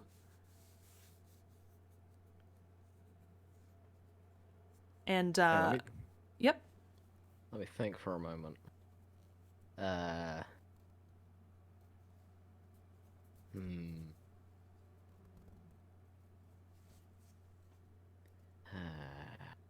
And the party can influence decisions as they see fit. What is the thing? The thing? Is it just a thing? Or is it like an object of some sort? To what thing do you refer? The thing being sold. The thing being sold. Oh, really, it's like a robe.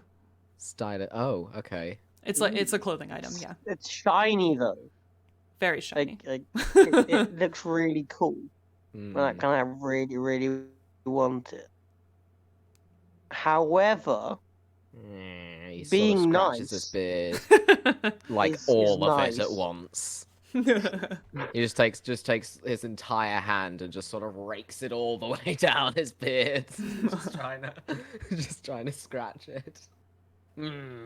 Just. Zawudwa already has what he thinks is quite a nice cloak, made of an animal skin rug, but it's still a cloak. Oh, yeah, I forgot you still have that on. Lulu doesn't I have still a nice have cloak. that on. I still have that on. It's like a, I can swoosh it around. I can, huddle myself in it like I'm taking the long edge of a duvet and just wrapping it around myself. That you can. I'm gonna do that. And they're gonna sort of waddle on over to this family of 3. And I don't know what I'm gonna do. Okay. As you walk up, they, the mother and 2 children and the person that they're talking to just kind of stop and look at you like not quite sure what to think. And then the mother has like a look of recognition and goes, "Oh, Master crap, I forgot your last name." Weirabab, thank you. Yep. "Master Weirabab, please assist us." Uh-huh. She just kind of looks like unsure how to respond. like he's just sort of like a leading sort of and with, or like you need assistance with, or like a Gotcha. and just sort of. So she says, the person that they were arguing with, they just kind of go, I'm sorry, Master Weirabab. I need to make a living as well, and she hasn't had the rent in 3 months." And she says, please, How do I... my husband just passed away, and I just need a little bit of money, just to get us through. He just sort of undoes the gold pouch, just checks to see if everything. I like, how much is in there? Is there just like a? I'm gonna. I'm gonna. You can't be sure, but it looks to be about, 10 gold or so. Oh, okay. So it's not like exorbitant wealth that I just have in this pocket. It's just like is like 10 gold pieces. Okay. Well, it's kind of funny because as you're Yeah. thinking of this, you feel like it was heavier when you were looking at the jacket. Huh. Like Okay, perhaps the okay. sum of money is If changing. I to fit the turn around and situation. look at the jacket and then look back down at my pouch, how much is in there? Okay, so you turn around and you look at the jacket and you're like, the jacket is very shiny, and you feel a little bit of weight, and it looks more like 50 to 100 gold. Okay. I take it off of my pouch and I walk backwards while still maintaining eye contact with the jacket, and I put it down. No. So the- I turn it inside out. I turn it around and then I turn it inside out at the woman Okay. and try and get the 50 to 100 gold to this family. Okay. Yeah. And that does work. You've turned it out of the It works. Yes. You've turned it out of the pouch. Yes. And the woman just looks at you in disbelief. And she's like, "Thank you. Thank you so much." And she just begins to cry, and her children are like ogling this pile of money that they have never seen the likes of. The individual, the landlord, the cheese. Yes. essentially is like, I'm so sorry. And she hands him, the mother kind of, straightens herself up and takes, about 3 pieces of gold and hands them to the gentleman and says, "I'd like to give you notice we'll be leaving by the end of the month." And then she takes her children and walks on. Yes. The true ending. All right. So, Yep. you guys continue on your way, feeling pretty good. You're like, "Hey, yeah." Yeah. 19 intelligence really comes in handy. So as do I you... do I also get a scroll with a? No, I'll let you. No, you were describing something. I'll let you finish. Yeah. So Yeah. you are about a quarter of the way to the manor on the other side of the street. So you continue walking on, and you see lots of different carts. You can feel free to interact with things. But you do see, you come up on a cafe. And the owner rushes out when they see you and they say, "Oh my gosh, Lord Wirabab, oh, we'd be honored if you would come for a free meal in our humble restaurant." And on the other side, as they're ushering you towards it, you see a man with a carriage who is trying so hard to replace a broken wheel and attempting to get the attention of anybody passing them by, and nobody Okay. will. Well, all right. I figure. Okay. Well, if I help him out and get the wheel, and then I can go into the cafe and get my free meal. That seems like a logical order of events. You can certainly try. They didn't specify a time limit on how long I could have this free meal for. Apparently my status allows me this. So I'll head over, club in hand, and just start. Do I like? I don't know. Does it need like nails or something, or? Would you like to talk to him? And is the Yeah, party sure. following? Yeah. I just like to. Okay. Yeah. Yep. Just. All right. So you go up to the gentleman and you say, you kind of waddle up and you grunt. Yeah. And he's just- like, please, and he gestures to all of you and he says, "Please, will you help? I really need help and nobody will assist me. I just need to continue my run or my boss may fire me. I just need to replace this wheel, but I have nothing to hold this cart up and and hardly any tools to do this with.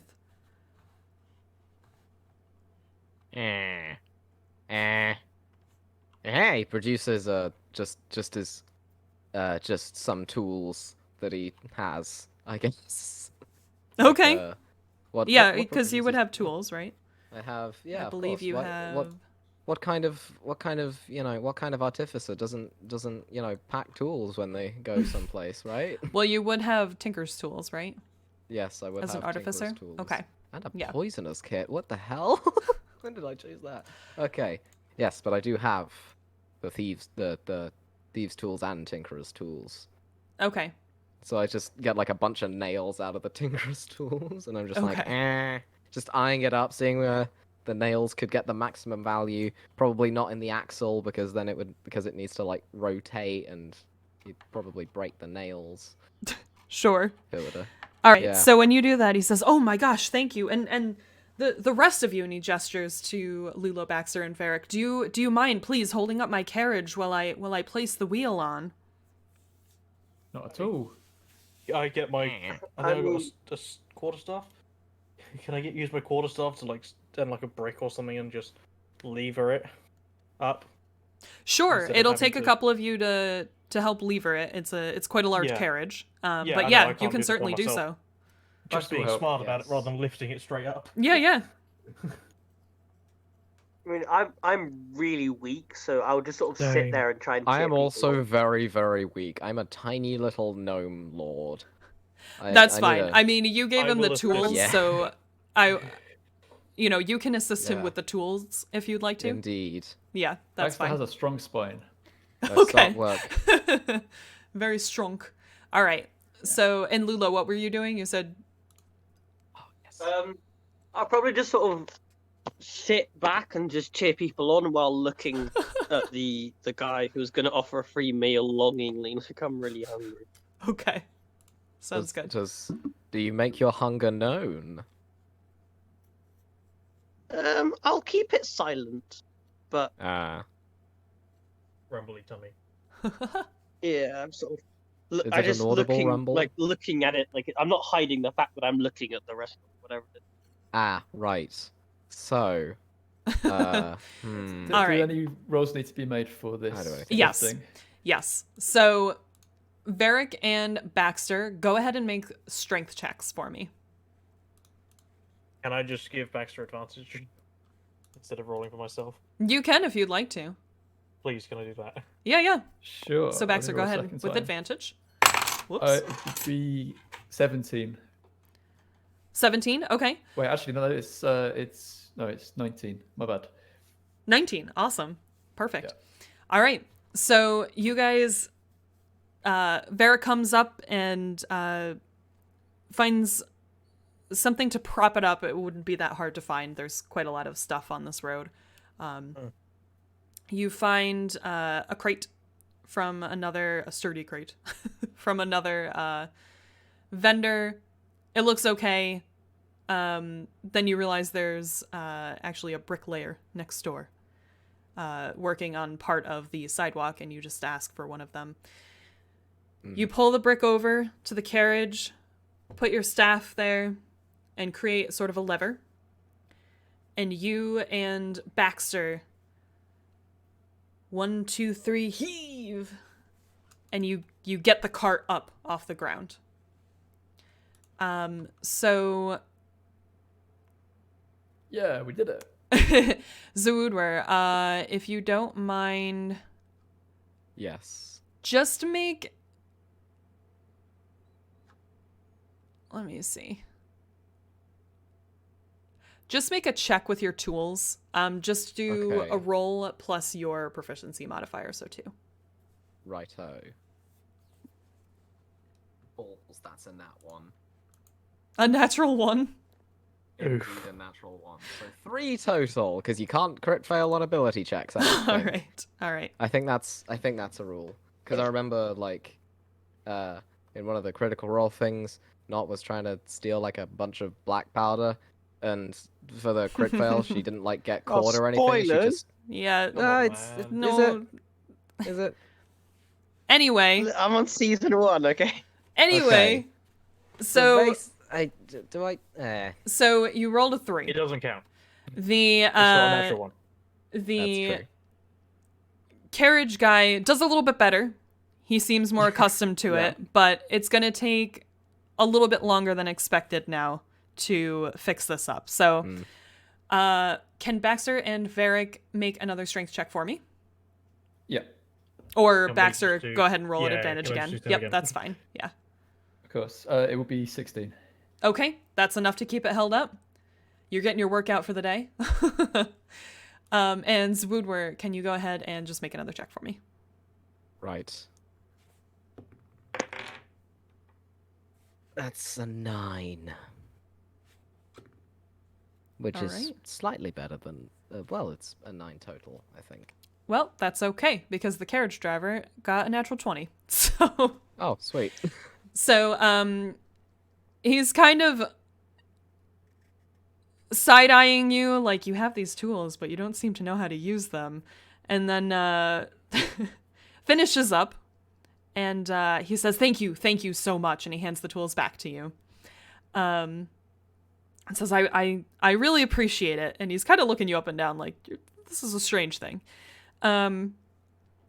And he looks over at Varric and Baxter and says, thank you so much. You can let it down now. It should be fine. And the wheel does indeed look to be perfectly strong and on there correctly. So you lower it down. The carriage looks like it's good to go. Lulu, I guess, what are you doing? Just clapping? Like, oh, you did it. Now we can have the food. All right. So as you say that, the carriage driver thanks you again profusely, and hurries off. As you turn around to go back to the cafe, you see that it has now closed. Oh, Ah. guys. We...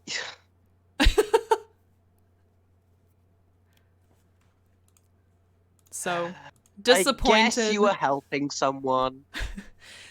disappointed, and bellies rumbling. You make your way on. Not necessarily. Is there... How much do we want food? Because I have something that could help with that, but also I don't know if you want it that much. Or I think do we're you? okay. You If can you give us another sludgy bottle, I'm all right. You can certainly try to get food, but If it's remember, black goo, I do have to try it just because it's black goo. No, please. Okay. It's the lore of the Glow Forest D&D one-shots. I have to try it. It's not black goo. Well, I say that. Baxter's I have like, purify food and drink, and I was just thinking... rations. Oh, yeah. we could So just, as it's just rations. you consider getting food, you think back to when you cast Detect Magic and how everything lit up as an illusion. Mm-hmm. You wonder if the food would actually be real. Aw, Yeah. you gotta do me like that. All right. So as you continue on, you're getting much closer. You're now about 2/3 of the way to the manor. And a group of adoring fans make their way up to Zwoodwer. They're like, oh my gosh, you are so amazing. Oh my goodness. We've heard so much about this amazing brew that you make. Do you mind if we try some? And as they're asking this, on the opposite side of the street, you hear a scream. This couldn't have been better. This could not have gone better. You hear a scream, and a woman shouts, thief! And you see another woman running away with a bag. Oh, okay. What do you guys do? How far away is the person running away? The road is about, I would say, 15 feet across, and then they have Pull out made the it about, calculator. they've made it about 5 feet How fast are from they the running? woman. So 25 plus Okay. 250. I'll Route say 250. I'll say you're about 20 feet away. I'll say you're about 20 feet away from them. Okay. I wonder if this is overkill, but also it would be very. I think it would be funny. So no. Oh, okay. You do your thing. I was thinking of I was thinking of doing another one of Tasha's caustic brews, but at the same time, I don't know, man. Gotta make decisions. That's true. They're going another 5 feet now. You're 25 feet Okay. away. Okay, let's And anybody else in the party can jump in too. No, just sort of. let's- I think if you want to get out of here, you have to help. Okay. Is there anything that I can throw? I can't throw that. I have those things. By that I mean anybody else in the party can go after this person too. Yeah, I mean, I Can I could just just- start running. Whack I've a got a good option. stone after them and try and hit them on the head. You can do that. Varric and Baxter, you both said something? I think Baxter would probably try and use his dash action if I could. Yeah, sure. To charge after them. All right.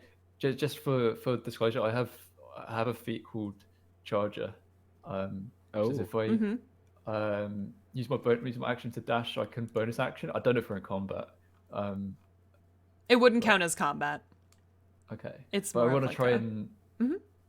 dash, and then maybe could I use dash and then try and shove them prone if I can catch them? Yeah, you could try to do that. What is Varric doing? How far away, sorry, were they? They were 35? They're 25 at this 25, point. 20. 25 feet. Can I run after them?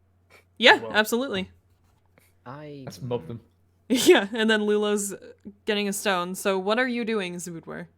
I don't know. I don't have any range, and the only range I do have, I can only do once. So we're just gonna run at them with a shillelagh club Okay. and So bonk them. So you guys bum rush them while Lulu smacks a magic stone their way. Lulu, go ahead and make that attack. I don't I got 11 again. I don't understand. Does That's- that hit? Yeah, Or- that's fine. This is just a person. Okay. They don't have any armor or anything on them. So, you smack them with the magic stone. You can go ahead and deal your damage. About the same time that Baxter... 4. Okay. 4? Okay. About the same time that Baxter runs up. Varric is a little bit behind. Unless you were taking the dash action. No, I'm just normal running. Just jogging. I want to be able to do something if I get there. Yep, that's fair. And then and then Zwoodwer is about 5 feet or so behind Varric. Ooh. So Baxter wanted to knock them prone. It's a 6 with the shove check with strength. Okay. Let me do. Oh, Roll a 1. they got a Oh, natural no. 20. These dice are so Wow. good. Okay, Whenever yeah, I shove, they good get a job, nat guys. 20. I think I need to stop shoving. True. Oh my god, because that happened. Yep. I like these die. This is the first time I've used them. Can you not use them? Can you use some dice jail die, please? Nah. And then when Nah. you're playing, then you can use these. So you try to shove, but you end up being a little off kilter because the magic stone hits at the same time and knocks them in a position that you weren't prepared no. for. So they've been smacked in the side of the head with a stone. There is a little bit of a gash there. They've slowed, but they're still trying to make a run for it. So Baxter is up to them. Varric and Zwoodwer are still a little bit behind, and Lulu is still at the mob that initially was asking Zwoodwer for some drinks. Can I see what they stole? It looks like a bag, essentially a purse. Cool. Can I cast Mage Hand and try and grab the bag out of their hands? Yeah. I'm not sure what the capabilities of Mage Hand. So Nope, that's fine because you can move 30 feet, so you would be close enough. It's tricky. I'll make a strength saving throw for the thief because you can only grab. It's Mage Hand is like it's 5 pounds. I know it. Yeah, it's only 10 pounds. It says, but it's a 10 pounds. Oh, 5 pounds. I think is Pathfinder. Sorry. it's a it's a cantrip. It's not meant to be overpowered. Like I could just yoink something. Right. So right. Just... Yeah. I'm gonna say that it does not work because they got a 14 for a strength saving throw. That's right. So you go ahead, you try to grab that bag out, but it's just not quite enough.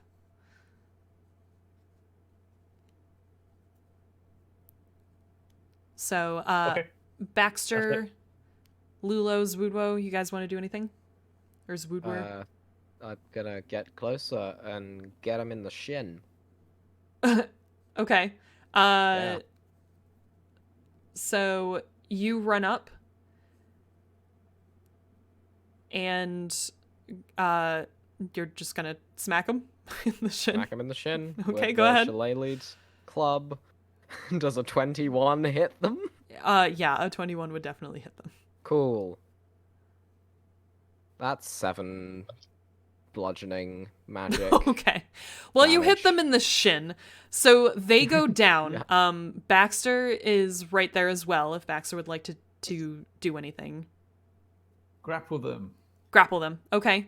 I'm gonna say they've been hit in the head and in the shin now. You successfully grapple them. Okay. I I hold on to them as if to restrain them if I can. I think grappling reduces Yeah. their speed to 0. Yep, that's perfect. Yep. So you're holding them down to restrain them.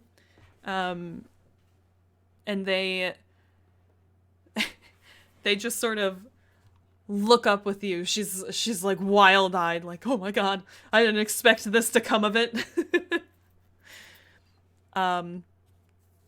She does the bag is now on the ground as you've grappled her. Okay, Zawood was gonna pick it up and just run back to the woman that was screaming, "Stop, thief!" Okay. Yeah, All just right. sort of running and just sort of like just Okay. All right. So like a very straight. perfect. Yeah, while this is Doesn't really- happening, Baxter's Really on like the feet. Baxter's like looks down in a sort of half intimidating fashion. He's not very intimidating on the thief, and he's like, "Are you going to say sorry to the lady? Was it a lady he stole from?" Yes. Yep. Yeah, he sort of like crooks his head to the side like an owl would if they were turning it, and he's like, "You gonna say sorry to her?" Creepy. Go ahead and roll for intimidation. Okay. As you hand that woman the bag back, she's like, "Oh my gosh, thank you so much." Intimidation was 10. Was 10. Okay, so she looks at you. She's not like quaking in her boots with fear, but she's definitely like, "Yeah, I'll go apologize. It's okay to let me go." He watches like, can I make an insight check? Yeah, go ahead. Okay. It's a 6. She seems sincere, as far as you can tell. He's doubting himself, but he decides to trust her. He releases his grip. Okay. She shouts, "Sorry, lady!" and then books it in the opposite direction. He nods. He's like, "Yeah, okay." That's an What did apology. you expect? All right. As you guys have completed your quest to save the bag of the lady, to stop the thief, you look around and you see that the crowd that had previously gathered kind of dispersed. They're a little disappointed that their hero abandoned them. Woodward makes a mental note to set up a food cart where he just sells his Magic beard. brew. Yes. Yeah. So you guys find that you've made it up to this manor, which again, Zood, were very familiar to you. You're looking up. yes. It's very familiar to home. You make your way up the steps, and the double doors to the entrance open, and you see a very beautiful foyer with a single table in the center, and it looks like there's something on that table. What's the thing on the table? So you go up and you take a closer look. Yes, I do. It looks like a little piece of copper with your family crest stamped into it. Ah. And as you turn Lovely. around to kind of hold it up, you know, do whatever Zoodwur thing you're going to do with it. He's gonna probably bite into it and then put it behind his ear and then take it out from behind his ear and act really surprised that he found a coin behind his ear. Amazing. And as you do so, you see that the double doors that opened to this place are now a single door. Ooh. You Well, can no that's longer big. see the street. Ah. Is there like a window nearby that I can peer out and look into what I imagine to be a blank, empty void? There are a couple windows in this room, and you do go over to them, but you can't see anything. It's almost like it's frosted glass. Ah, right. No. Why? That thought occurred to me, and now I really want to do it. I want to try and break the glass and see if it falls onto a surface. Smashy, smashy. Go ahead Yep. and try. Is like roll to hit with a thing? Yeah, so are you trying to hit it with your weapon, or... I'll hit it with my club, and I'll cast Shillelagh on it for goodness. Okay, go ahead. Come back to join in. Yeah, if you want How does a to. 14 do? How does a 14 do? All right, it does not break. Ah. Well, that's the If same as Baxter what would like Baxter to rolls try. with his attack. I think. Actually, was it 10 plus? I think it's 16. Still doesn't break. Okay.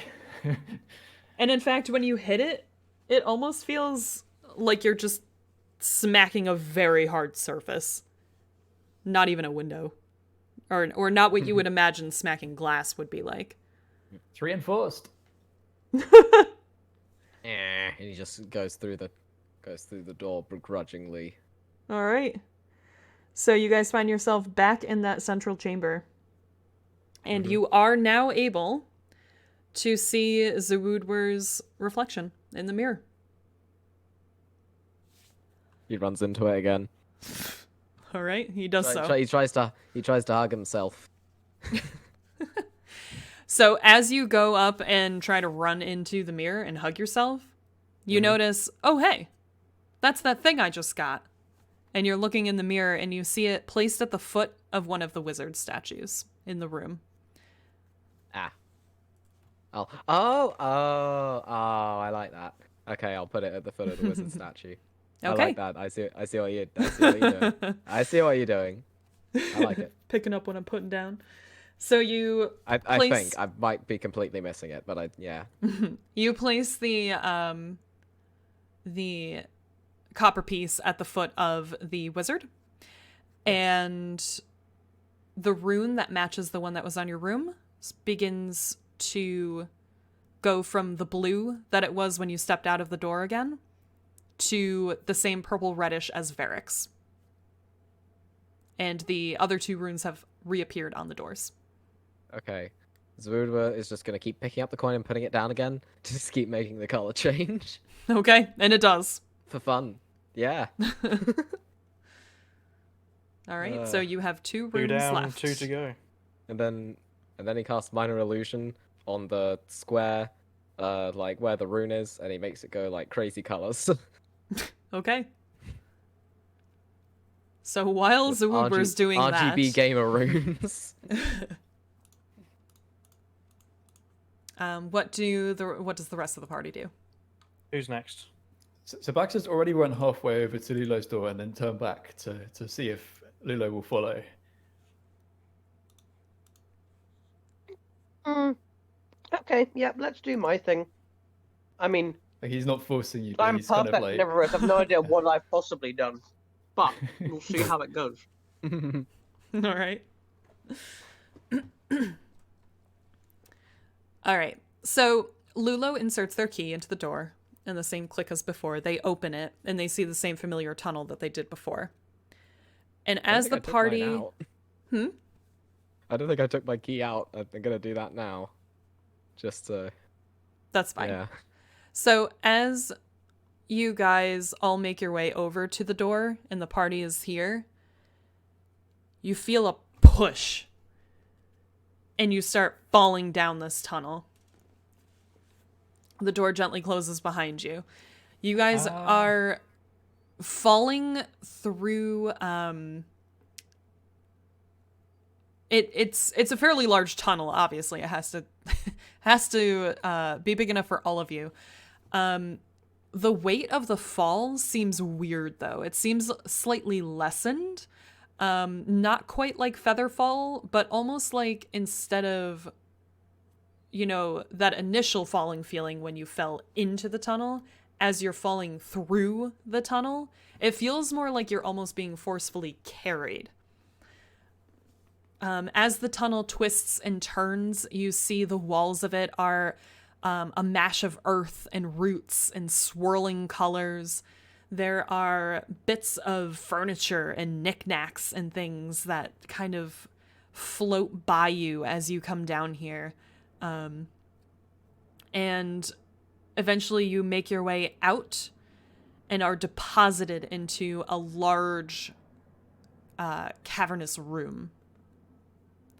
So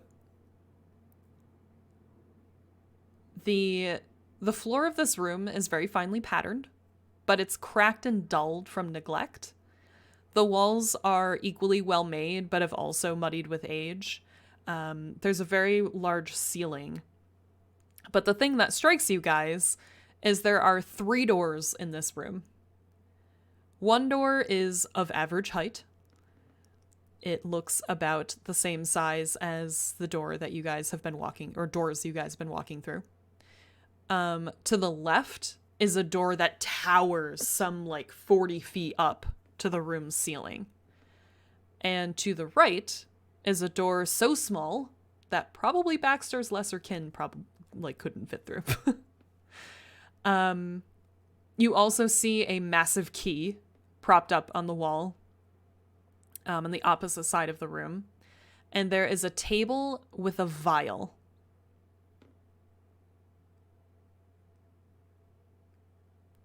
Okay. Does the vial have any liquid in it? Would you like to go up and check?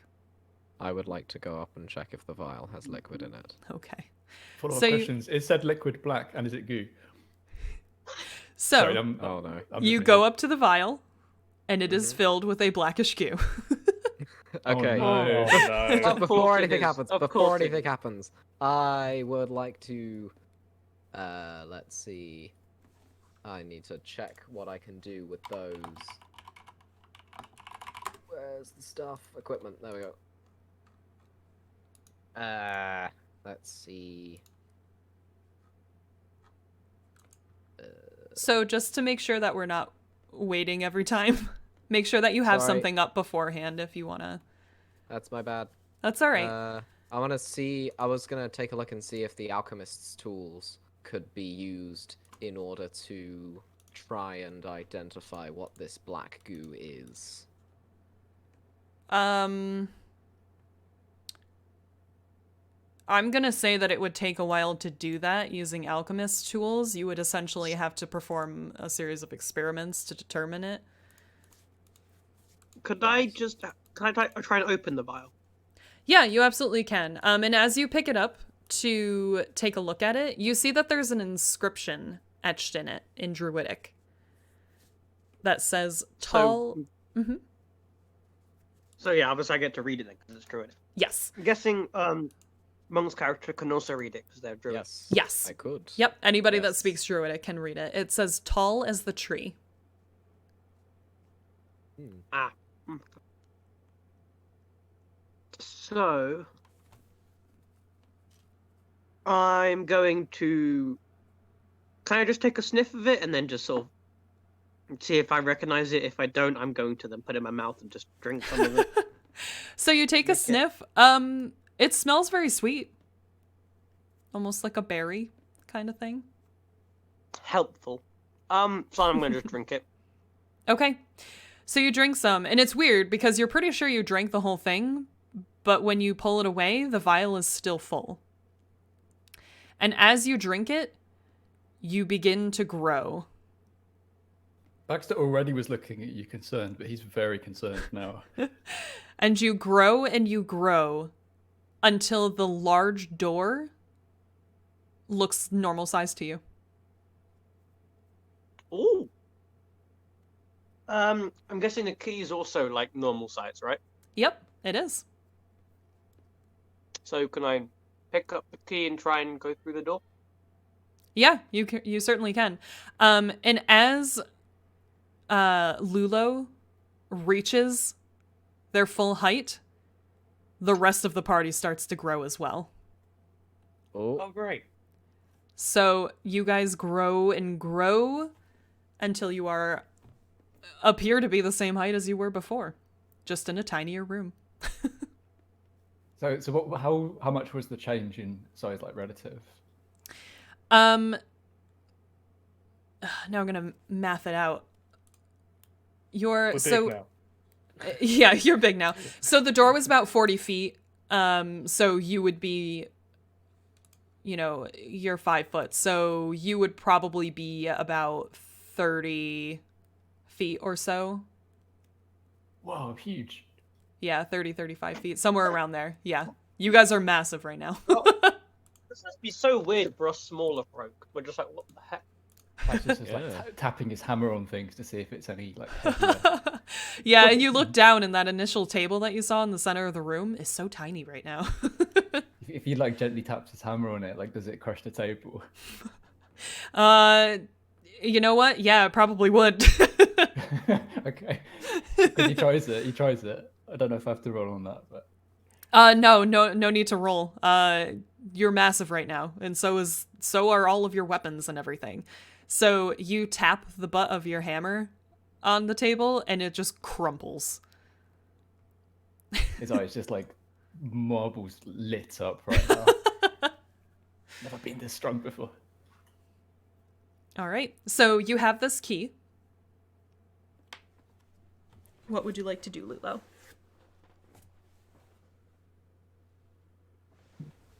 I guess I'll just put it in the lock if there is a lock. Yep.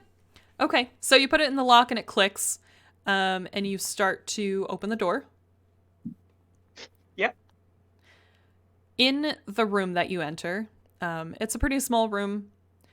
You find another table with a box. And an inscription on the box says in Druidic, "Small as the sand." Is there a vial? There's no vial. It's Inside the a box. box. Oh, Like, inside the box. Inside the box, you find a cake. Of course. And as you're looking, you see, you almost missed it. But it is a very, very tiny key on the table.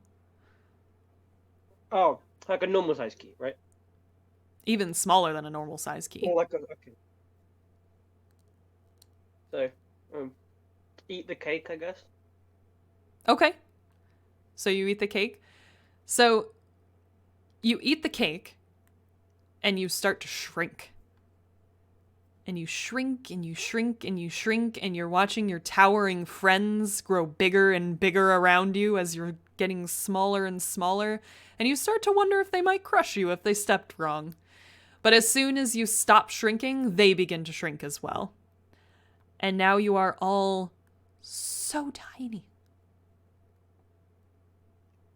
And Lulu, you look up. And the table has a glass top. So you can see that key is still on top of the table. That key Oh, looks I forgot about normal the key. size to you now. I forgot about the key. So I'm gonna. can anyone fly? I'm just gonna. Are we all tiny now? Yep, you're all tiny now. Okay. How far, relatively speaking, up would it? Okay, so if I were to cast Mage Hand, 30 would feet. would it be? That would not be Would far it be? Would it be a regular? Would it be like a regular size hand without the shrinkage, or with the shrunkenness of the effect shrink the hand also? So It's everything, invisible. It's just influences an object, doesn't it?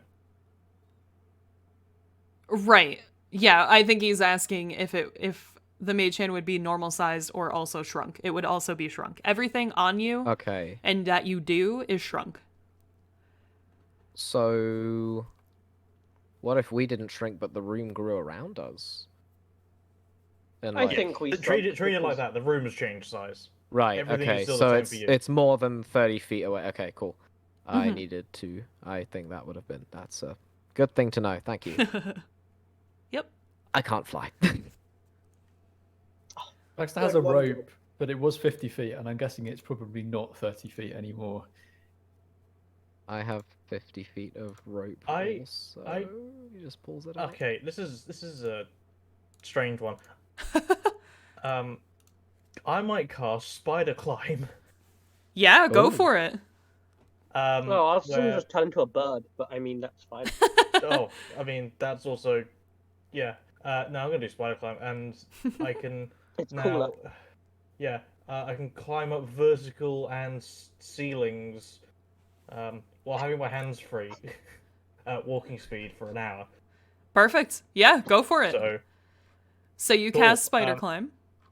yep, and then I want to. Where am I going? So the key was at the top of the table. So Okay, you would need to so- climb up and over the table Yep. and retrieve the key. Yep. Okay, I do that. Okay. That's And awesome. then- I forgot you had that. Yep, and then I'm gonna just moonwalk on the underside of the table just a little bit, just to get used to the smell. Amazing. Cool. Style points. Exactly. Okay. So, So I got you that do? for an hour. So Yeah, perfect. So you have the key. Do you make your way back down to your party? yeah, Okay. but just I stand at a right angle on the wall, just like Just rubbing it in that Horizontal. you can do this. yeah. Yes. Yeah, sure. So, you retrieve the key, you bring it back down to your party, but you feel really cool that you're doing this, so you Yeah. hang out for a while. You hand the key to your party, and the giant door, which is even more enormous now, is still open. And you see the main chamber beyond it with the very large now crushed table.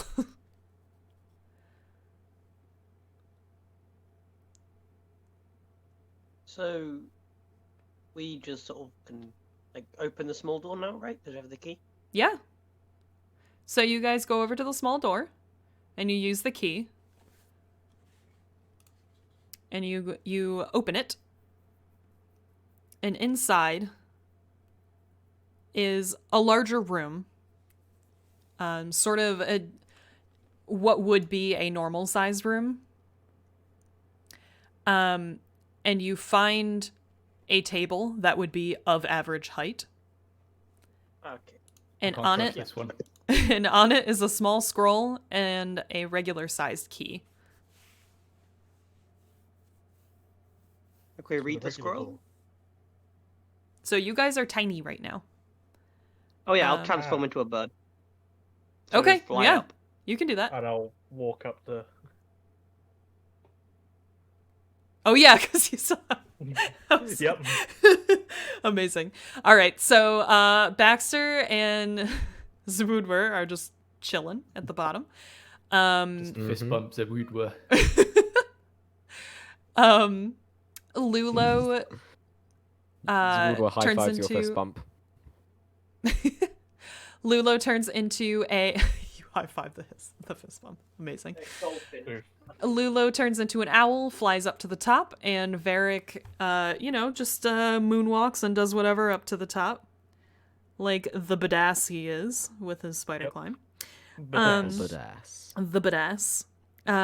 Indeed. You get to the top, and you see the scroll there and the normal size key, or the regular size key. Just read the scroll now. Yep, you can read the scroll. So the scroll is addressed to Lulu. And Yay. it says... Wait. That probably means something bad. The scroll is addressed to you, and it says, "Return that which is mine." I'm borrowing it. I don't know what he means, return.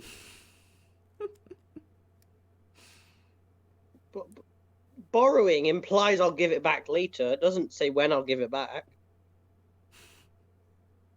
All you know is the wizard wants it back now. Yep. But it's really nice The rock. Like a really nice rock. starts a long lecture about how a borrow requires both parties to be in a sort of state of this but is as okay. a series of grunts. And it's a series of grunts. It's just like It's a really nice rock. I'm sure you guys understand, right? It's a nice rock. They weren't using it. It was just sitting on the side. But I'm using it. Sort of. Okay. Do you want to, go live a life? It's a nice rock. Do you want to live a life? Papa Varric has arrived. Max is like, oh, calm down. If he likes rocks, he's allowed to like rocks. It's a bit weird, but He there's is nothing wrong allowed with to like that. rocks. Is the rock going to keep him here for all eternity? Probably. That sounds like a bad thing to me. But it's a rock, right? Okay. My rock collection. Is it worth you staying in this maddening room and all of us for all eternity? I've got an idea, says Baxter, and he reaches in his bag and scrumbles around for a bit, and he pulls out a pair of stones, and he hands one of them to Lulu. He says, "I found these. You can have one."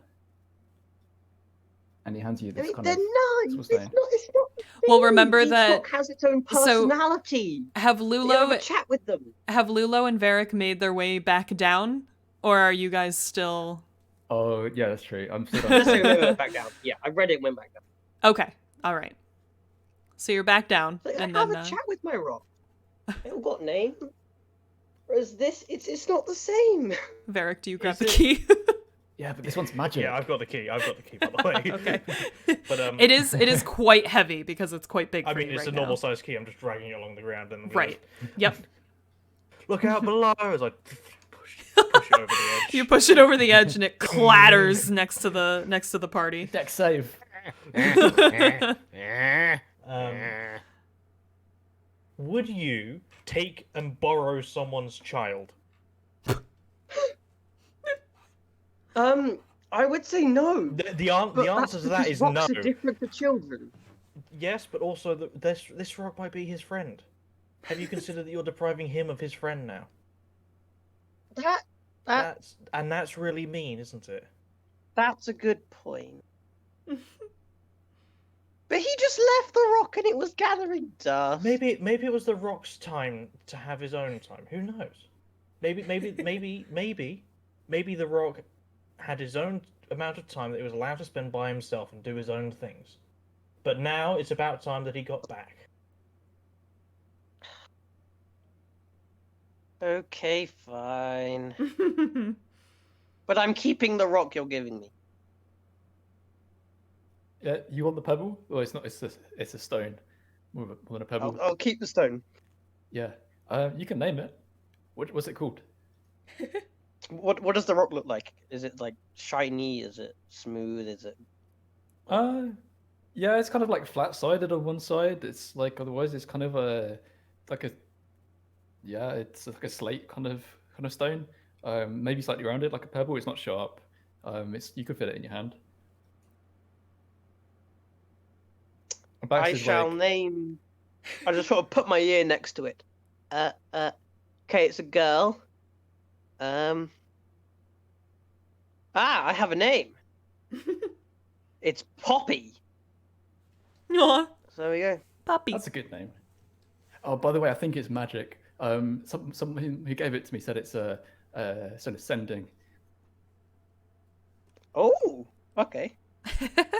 I never tried it, so I don't Right, know how just that to works. check, I'll just lick the rock with my expert tongue. So, With the tech magic. Okay. Okay. So, when you lick it, hang on one second.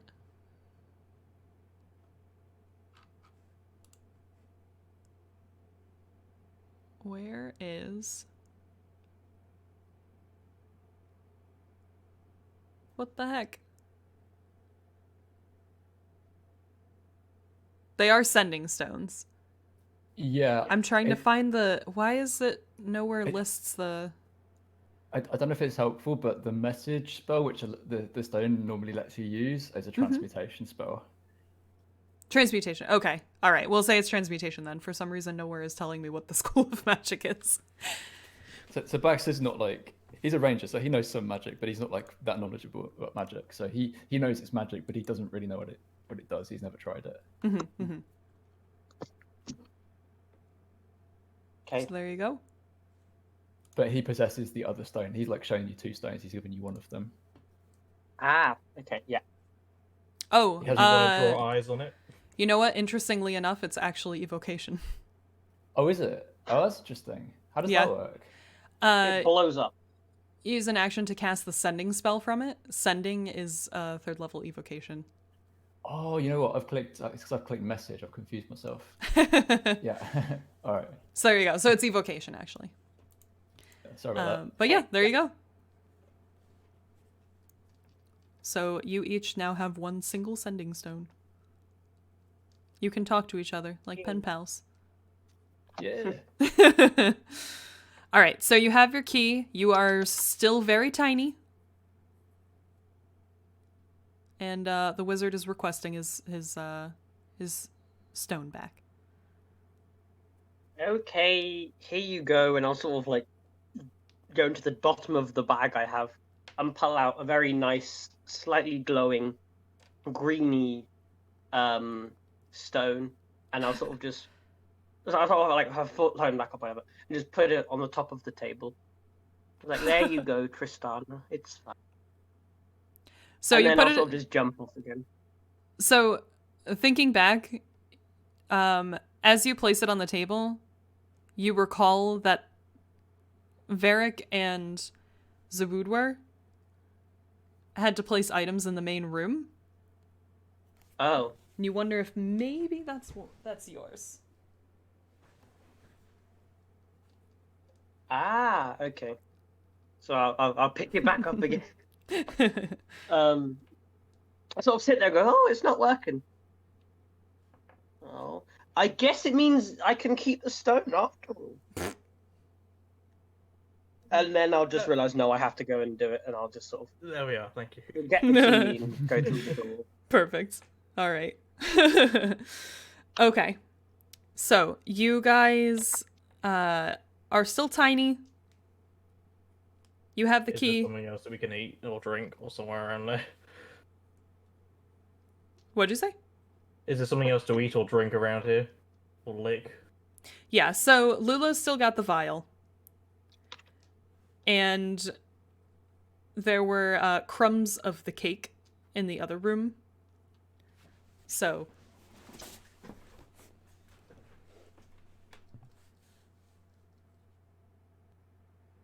So, do we put them But together? vials grow, wasn't it? And cake was shrink? Yeah.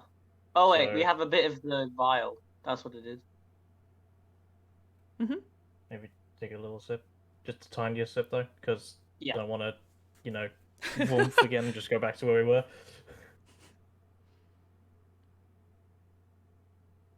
Just a little sip of the vial, I guess. Okay. So you take a little sip of the vial. You're being very careful this time not to just down it. And you feel yourself growing and growing and growing again until you get to a normal size. And as soon as you do, the rest of the party begins to grow back to their normal size. And you find yourself in front of that door. Is the vial? Does the vial still have liquid in it? Now that you've grown back to your normal size, the vial is empty. Darn it. I pick the key up off the ground and unlock the door. Okay. Perfect. So you do that. You guys end up back in the main chamber once again. The rune on Lulu's door is lit, and so is the rune on the mirror. In the blue. And I'll go and place the nice rock on it. Okay, so you look at the mirror and you realize that you now too can see your own reflection. And you see that the stone that you have in your hand in the mirror is in the hand of the opposite wizard statue than the one that Okay, Zoo put would it replace there their item. again. Okay. I'll go there then. Yeah. All right. So you place it in the wizard's hand. But as I place it, I'm sort of stroking it. It's like, it'll be alright. We'll see each other again. All right. And then your rune on the mirror begins to glow a reddish purple.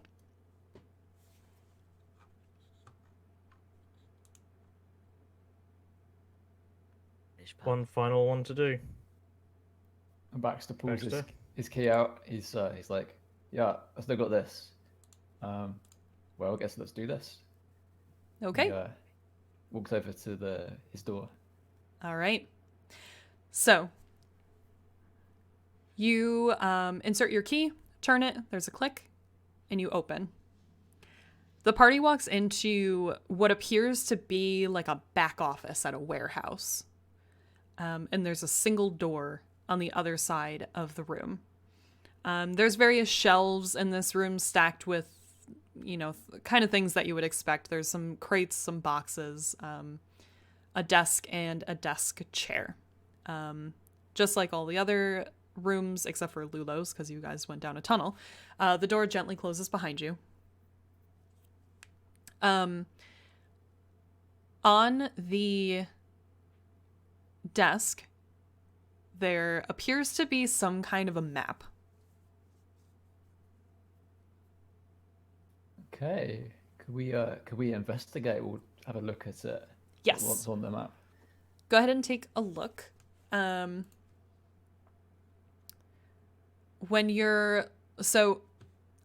Baxter, as you look at this map, it looks real familiar to you. It basically looks like a mapped out version of the warehouse in which you used to work. I know this place. Yep. And on this map, it looks like somebody's drawn a route through different security checkpoints that you're aware of to a vault. And there's a big circle around the vault. So he sort of breaks out into a cold sweat. It's like, don't like that. Don't like that. And he's sort of like, he sort of pouts for a second, and he's like, okay, yeah, the map says to this warehouse is like the warehouse where I used to work, and the map says to go to where we would keep some of the valuables, the vault. But I guess we don't have a choice, so let's go investigate. And he ushers the group to follow the route that's on the map. Okay. So this office being very familiar to you, it looks very similar to the one that you used. You go over to the door that you know leads out to the warehouse. And do you just walk out? Are you going to peek out? What are you going to do? So Baxter's like his past career, like he's an ex. Mm-hmm. security specialist. So he's the kind of type that's like, he's normally like the one that would be setting any kind of like guarding checks and stuff. So he's kind of like, he's not used to being in this position, let's say, like, Yeah, but absolutely. he's very nervous. So he's going very slow.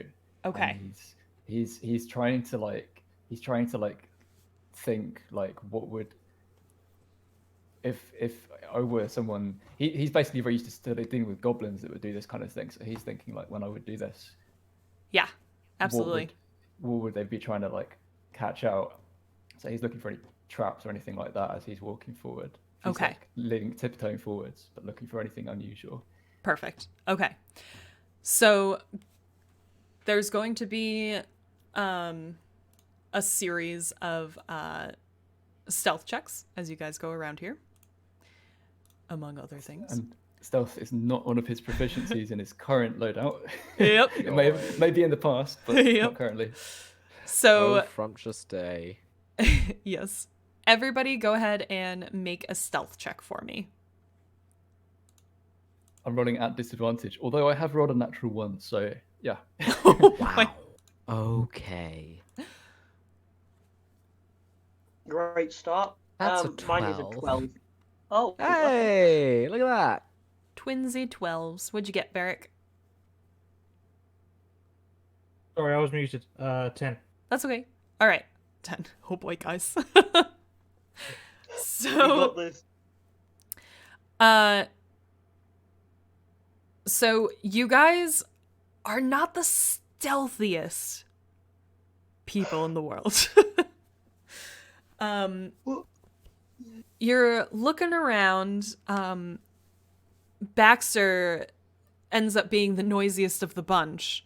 Clunk, clunk, clunk, Yes, clunk. essentially. Yeah. And, you know, looking at his expression while you guys have entered this space, you can see that he's very put off. So you figure, okay, something's got him rattled.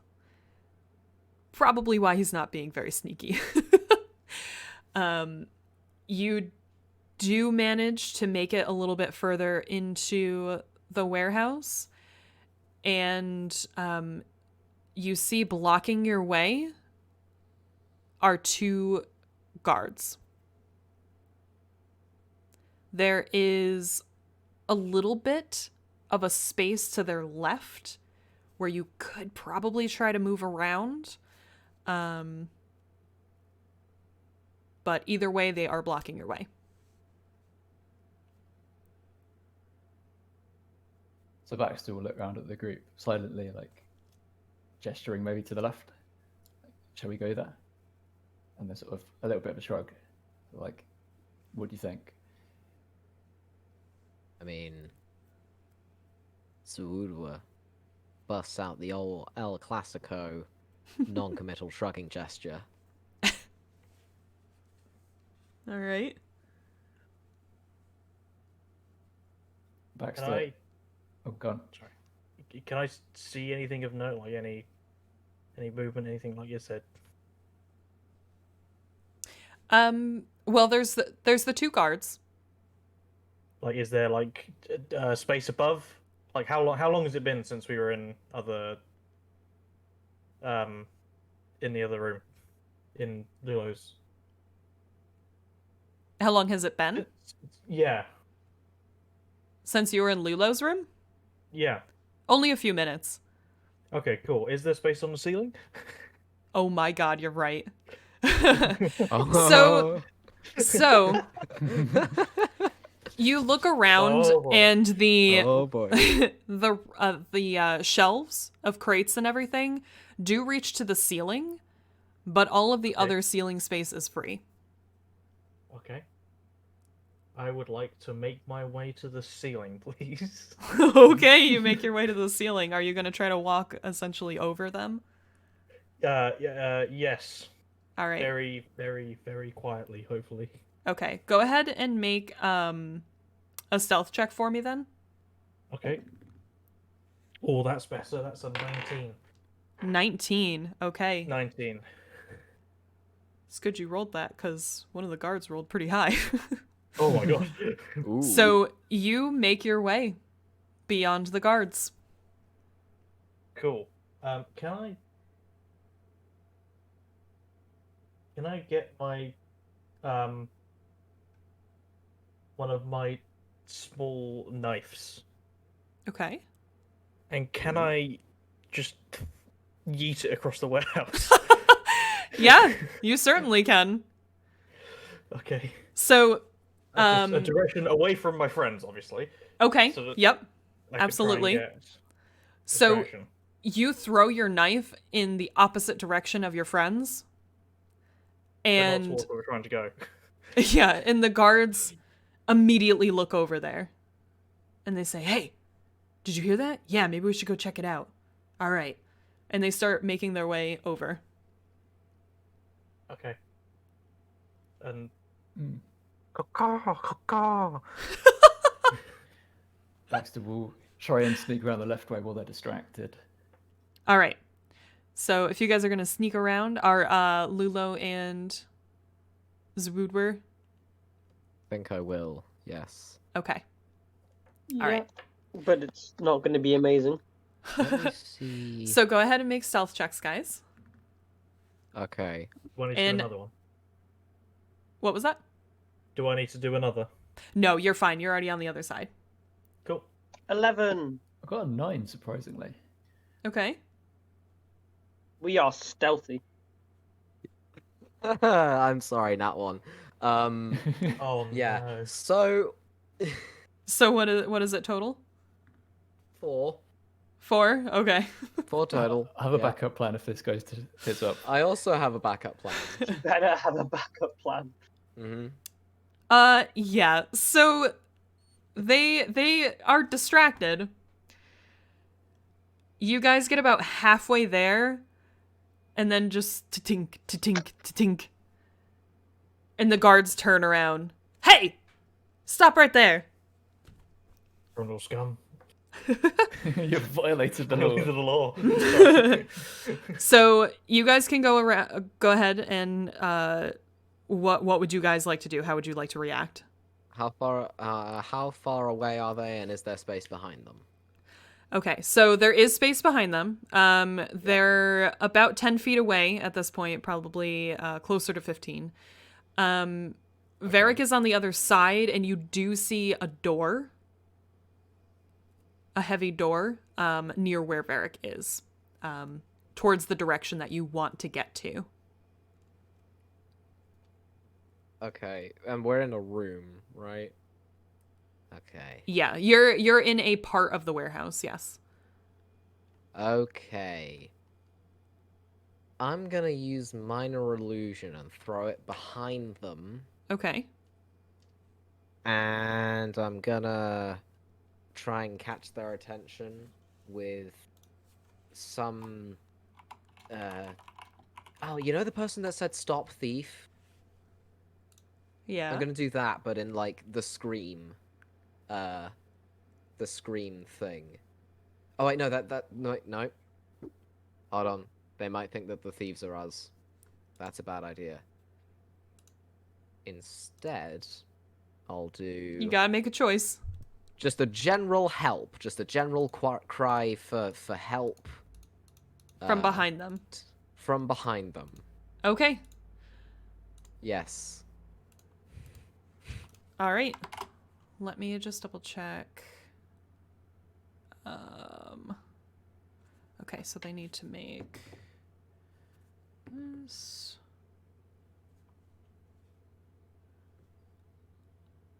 And what's your spell save DC? I think it's a racial feat, I think, so it's plus my intelligence. Okay, So 14. I'm looking at your sheet right now. Cool. I think. Okay. Yeah. One of them fails miserably and the other one just fails. So they Yes. are distracted. They're like, "Oh, what is happening?" So they are distracted. Both of them Just go. are distracted for the moment. I'm just like go. Okay. The While the obvious thing might be to try and run for the door, Baxter, in the heat of the moment, his decision is snap and decisive. Okay. He has decided in his head that if he can't be stealthy in his current armor, the next best thing is to just like try and take advantage of the distraction that's been created and run and make an attack. So he's going to cast Okay. on himself. He's going to cast Zephyr Strike. Okay. Which I'll just paste the description. It's a bonus action. I'm going to paste the description in the chat. Perfect. Thank you. There's like this. So you move like the wind. yeah. Yeah. So I move normal speed, but I don't provoke opportunity attacks. And if I make an attack, whether I hit or miss, I gain a bonus 30 feet of movement till the end of that turn. Okay. Am I within or 30 feet of the guards? Yes, you are. So Baxter's gonna run and swing at whichever of the guards is nearest with the hammer with intent to knock one prone. Yep, that's fine. So make an attack roll. Yep. It's going to be 25 to hit. Definitely hits. Okay. So since it's that, I think it just knocks him prone, doesn't deal damage, because of the type of because of the intent. It would be like a shove, but I'm just using the hammer. So he is prone. Cool. And that would proc the. I'm concentrating on Zephyr Strike, so that procs the bonus movement speed. So I will continue running past through the door. So. I'll move like 20 feet. I won't move completely out of range. I'll use 20 feet of movement. So you go knock him and then you run back towards where Varric is by the door? Yeah, if it's like where we're trying to get to, I think. Yep, that's fine. So you can do that. Yeah, okay. That's basically, I don't know if we're in combat, but that's what I do. I will say that Lulu can do something now since Baxter, Varric, and Zuudwer have done something. So Lulu, is there anything you'd like to do? I'm not really sure what to do is the thing. Well, you can run towards the door. You could attack a guard if you wanted to. Create another distraction. Try and, kind of curl up in a ball and pretend I'm not there so no one finds me. Okay. You're gonna curl into a ball. Cool. I will go in the order that people did things, so I'm gonna go back up to Varric. Okay, so now we're in combat-ish. Ish, yeah. Yeah, okay.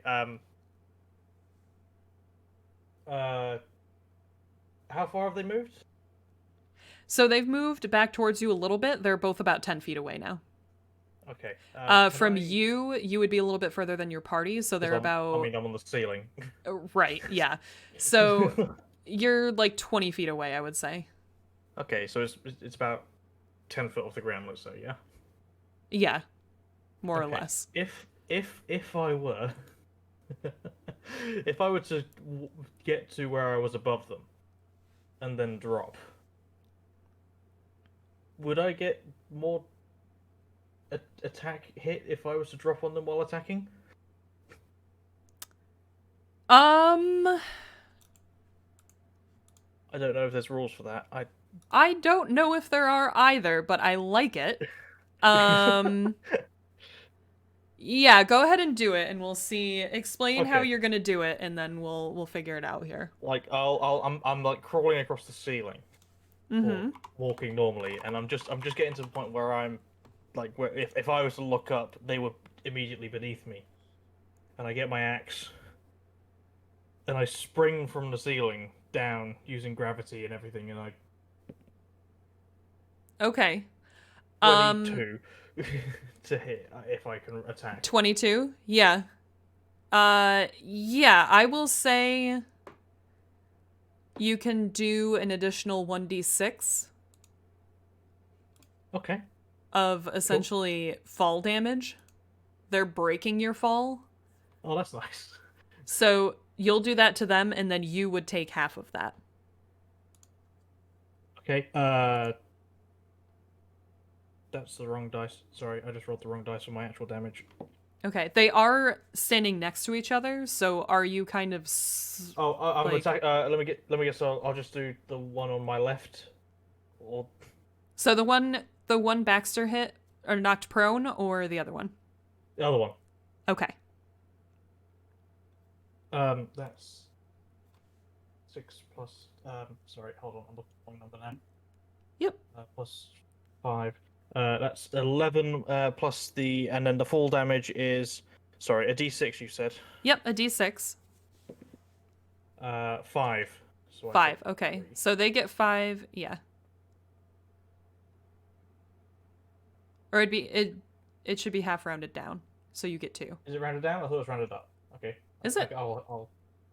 I just thought it was rounded down. Maybe that's a house rule that Bison made. I mean, it's You know what? It's my rule now. cool. I gained 1 hit point. Woo! Okay, so what was it total again? So it Um, was the 5 on the fall damage, and then 5 on fall damage plus 11. okay, that guy's gone. Oh no! Did I just kill him? You did. Oh god! And as he falls, the illusion just fades away. Similarly to when you fought your sister at the end. Okay. So there is still one guard prone, Zuwudwer. Yes, hello. I forgot I was muted. I'll just run up, shillelagh, knock him on the head. Okay. I think that'll probably suffice. That's a crit. Just a okay. full crit.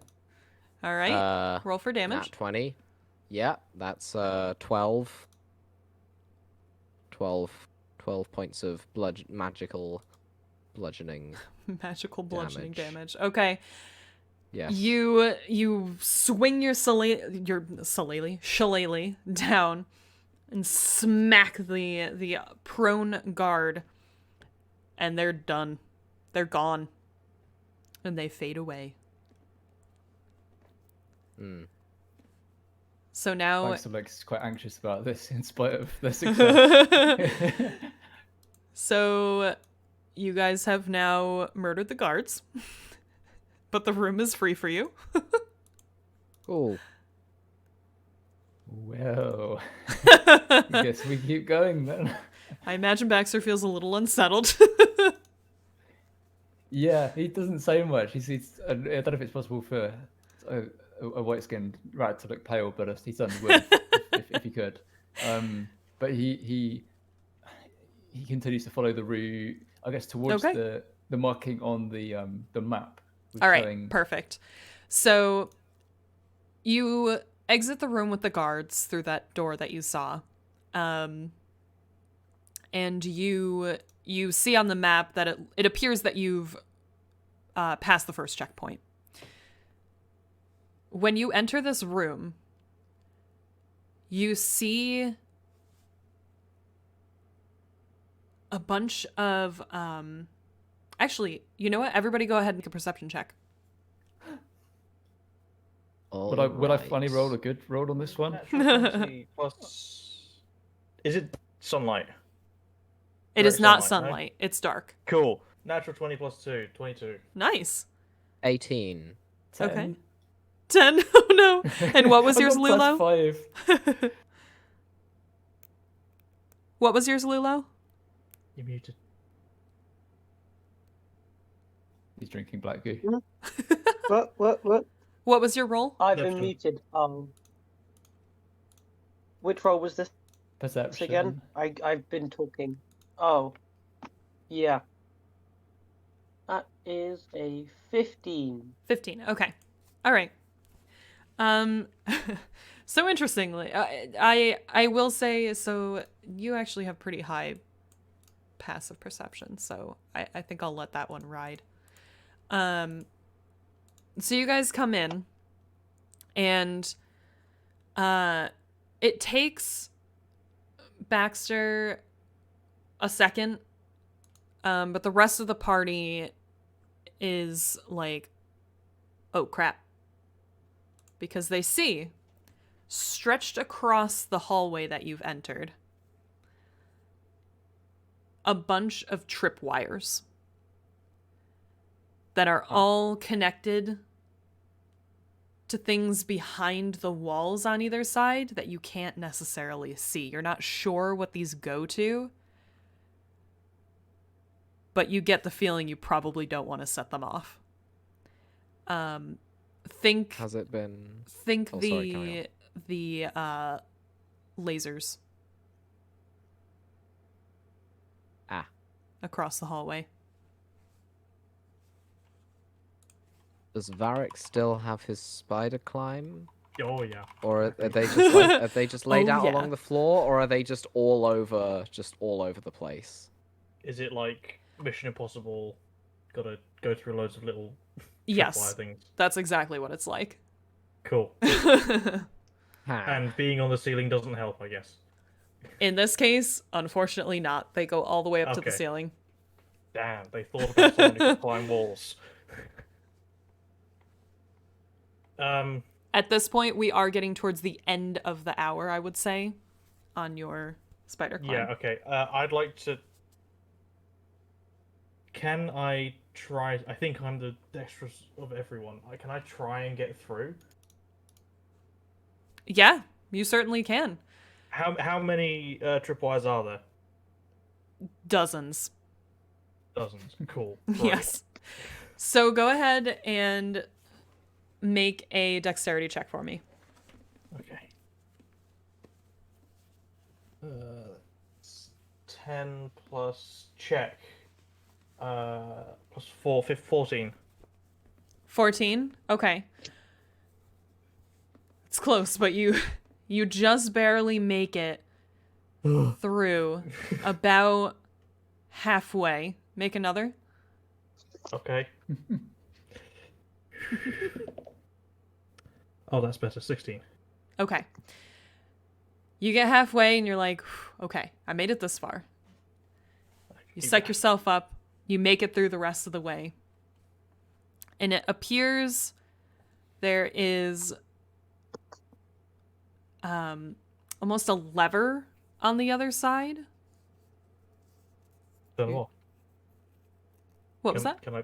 Is it to turn them off? Can I You don't know. pull the lever? Okay. So you pull the lever. Pull the lever, Kronk. It's a top. And some of the tripwires fall away. Is there a second lever? There's not a second lever, Okay. but you have made it easier for your friends to get through Awesome. without setting any of them off. All right. Would the rest of the party like to try? How far is it? Like from one end to the other? From one end to the other? It's about 10 feet. Oh, I'm just gonna misty step across because I don't want to trigger any trap. Actually, I would say probably 15 feet, but that's fine because Misty Step is Yeah. further than that anyway. Yeah. Yeah, that's fine. You can Yeah, Misty Step okay. across.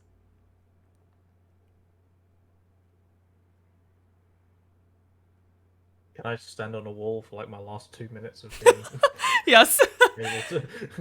do you it? absolutely can. I'm gonna wait until like the actual last second. So the Baxter doesn't have any nifty magic tricks to get him through this one. He's also got massive hammer and shield, so it's going to be interesting. But he's going to have to try through, unless there's any way to like step around the boxes or something like that. I'm guessing probably not. But I Nope. might as well ask. Okay. Nope. So- The tripwires kind of disappear into the walls of the room. So there's not really any way around them. Yeah. But yeah, go ahead and make a dexterity check. Yeah, sure. Let's do this. So, in spite of what I said, he does actually have pretty good dexterity. So, fingers crossed. Yeah, that's an 8. An 8. Okay. I jinxed myself. So you start to make your way across and you're doing okay for the first couple of steps and then tick. And you hear a beeping sound. Oh no. commence combat roll through the end, through all of the lasers, with no care whatsoever. Oh, you're just gonna run Well, through the rest of them? I'm not gonna stay. Well, I It's sense up to that you. That might be a bad idea based on what you've just said. But No, it's up to you. You do whatever you're gonna do. I Where's think the he would beeping coming panic. from? Is it like to the side? Did the beeping start to like my side where the laser was coming from, or something? Yeah, so it came from the wall where the tripwire was pulled out of. I think he's gonna panic. I think he's gonna hear the beeping. He's already nervous, and he's just gonna be like, "Shit, triggered one. Might as well trigger the rest and get out of here as quick as possible." And he just rolls through. Okay, recklessly. amazing. So you just say, "Ah, shit, screw it," and you just run through the rest of them. In his mind, this is the least risky thing to do, even if that's completely irrational. So you completely rip out the majority of the rest of these tripwires, making it across the room. And as each one is pulled out from the wall, you just hear another beep, beep, beep. Oh Beep. shit! Should have done that. Should I? Oops. Do we need to move like out of the way of the beeping? I mean, one of us is still not Well, all the way through. While you're on the other I- side, you I do see there am- is another door. I am literally just standing. I have not done anything. I'm just Oh gonna shit! take. I thought that you'd already gone through. No, I'm just gonna Nope. take out my thieves' tools and try and see if I can't not Doop. find out a way to not Beep. do the beeps Beep. when I. Beep, Great, beep, fantastic. beep. I'm They just start to gonna- get faster. I'm just. He's like back, just like waving, like wait, don't go yet, don't go yet. This is how. Has his hands up This is like how a cross. Woodward beep, dies. beep, beep, beep, beep. I take cover? He's gesturing in a panicked fashion, like he's trying to like he knows he's like hide. I run through the door that I came through and then just hide against the wall because there's nobody outside, right? 'Cause No, so yeah. we knocked them both out. So when you go back through the door, you see that the two security guards have essentially respawned. Oh, for goodness There are sake! two new security guards. I will also say that the tripwires have all but been, ripped out Oh, Nothing okay. left So for- I'm just not. as Okay. I'm as just gonna- Baxter gonna- ran through them. So Just gonna. I'm gonna also run through them, taking care not to step on any of the intact ones. okay. Just. So go ahead and make a dexterity roll for me. The beeping is getting quite fast at this point. 22. 22? Okay, you're 22. fine. You make Get it me out of across. Get me out of here. 22. Get me Open out. the door. All right, you open the door, and as you do, the very first thing that started beeping goes off, and there's an explosion behind you. I don't look. You don't Through look. the door now. All right, so you guys make it through the door. As you close it behind you, which I assume you do. Now I want to leave it open because I like to feel the heat and shrapnel in my face. Oh yeah. Yeah. No, I shut it as soon as the last person through. It slammed shut. All Back right. Against the door to try and hold it. Okay, you do that, and you hear a massive explosion behind you. You will take 1 point of damage just from the force on the door. Oh, okay, cool. Do we all take that or just? If anybody else was holding the door, then yes. I wasn't. But just Varric said that they were, so. Okay. All right. So you are now in a very dark room. Mm-hmm. There is nothing in this room except a hole in the floor.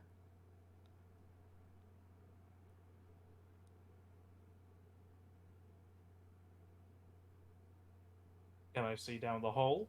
Yep. So you go over and you look in the hole, and you see a really beautiful, ornate, like orb. Looks to be like a glass orb. It's fairly small, like it could fit in your hand. Purple. Baxter, do you go over? Yeah, Baxter looks. Okay. So Baxter, you go over and you look too. You're seeing that Varric's looking over into this room. And you actually kind of recognize this item. You remember a very well-dressed older gentleman come and request to house this item at your warehouse that you used to guard. And you also remember that it did end up going missing on one of those raids. Oh. So you're looking down. The orb is in its own room that appears to be beneath you. It's about a 15-foot drop down to it. And there are 4 guards around it, facing away from it.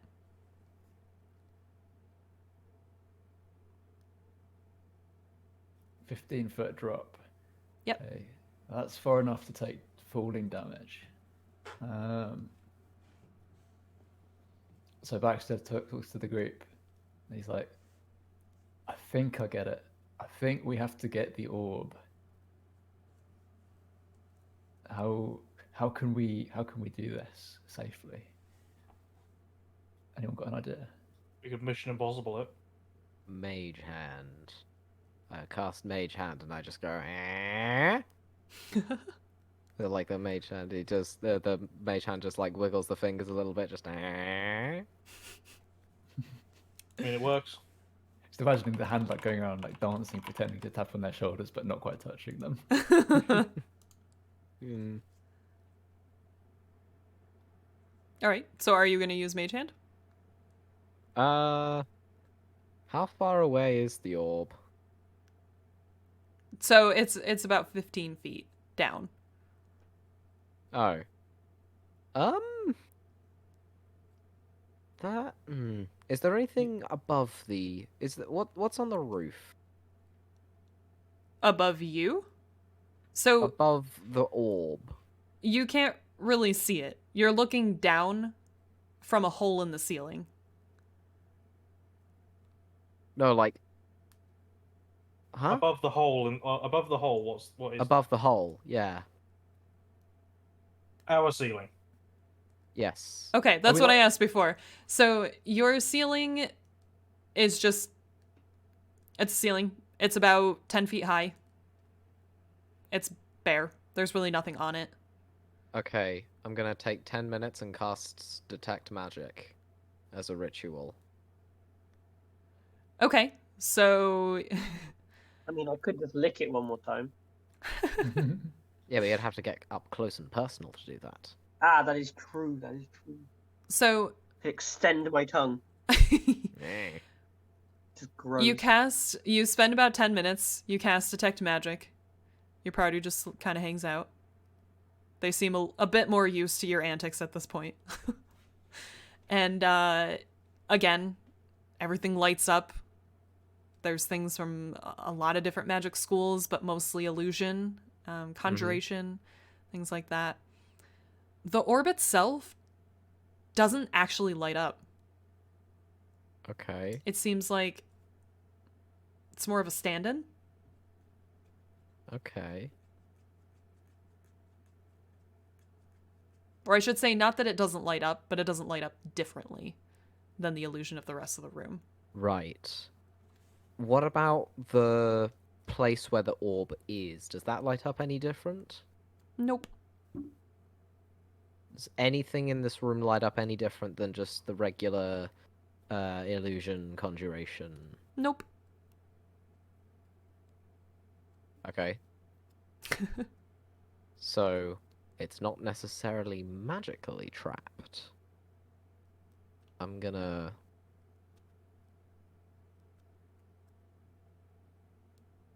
look for traps elsewhere. Just crawl around on my hands and knees, thieves' tools in my mouth. Okay. In your mouth. Yeah, just in my mouth. So go ahead and make an investigation check. I always imagine it was like a Swiss Army knife of lockpicks. Investigation was that. Yep. That's a 9, but my passive is 14. I don't know if that does anything. So you're specifically looking for particular Right, yeah. items.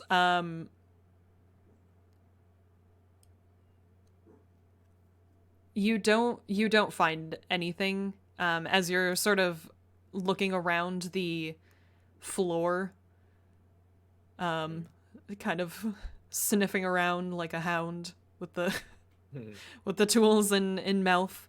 You don't see any traps. You don't find any. Cool. Okay.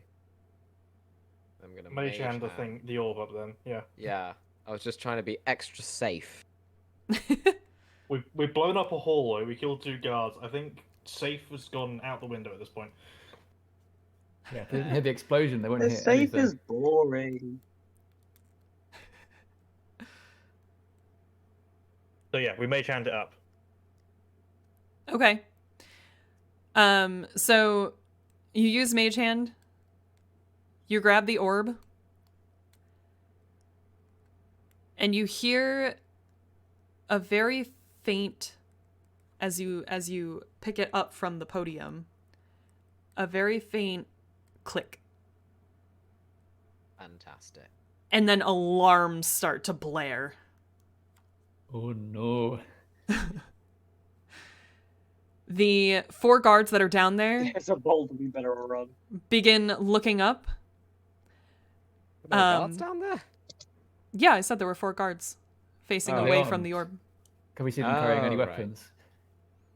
They do appear to be carrying some weapons. There's one with a bow, a couple with swords, one with a club. They start looking around the room. They don't seem to have seen you yet, Okay. We'd like because to- your orb is so far, up into the air at this point, probably about 5-10 Okay. feet or so. Would like I- to use the opportunity to switch my hammer for a longbow if I can. Okay. No. Yeah, go for it. So, hang on. I just need to... Is there anything else anybody else would like to do? Quick. I'd like to try and stop them from firing an arrow. They don't know. So Oh, we can just run out the door into a Yeah. completely blown up hallway. How do you think. how do you communicate? I don't. That's my thing. How do you? I'm just sort of attempt- going like. He's just sort of doing the like.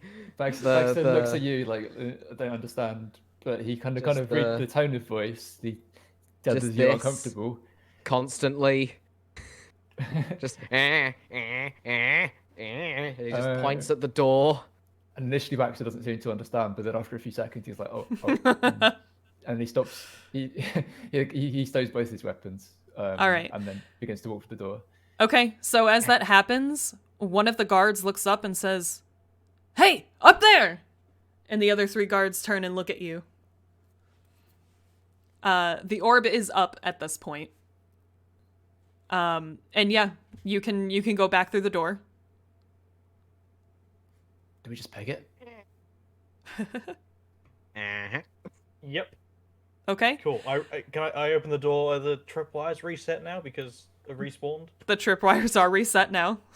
Okay, Fantastic. Cool. I want to just sprint my way through using my Yeah, my we can axe, just- axe to break as many wires as I can. Your so it doesn't slow people dexterity down. check. be Perfect. damned. Perfect. I think if there was a theme song for this section of the story, it would probably be running in the 90s, but in a bardcore style. True. I feel like it'd be the Pink Panther theme, but it's Eurobeat. Because it's like, it should be sneaky, but it's really not.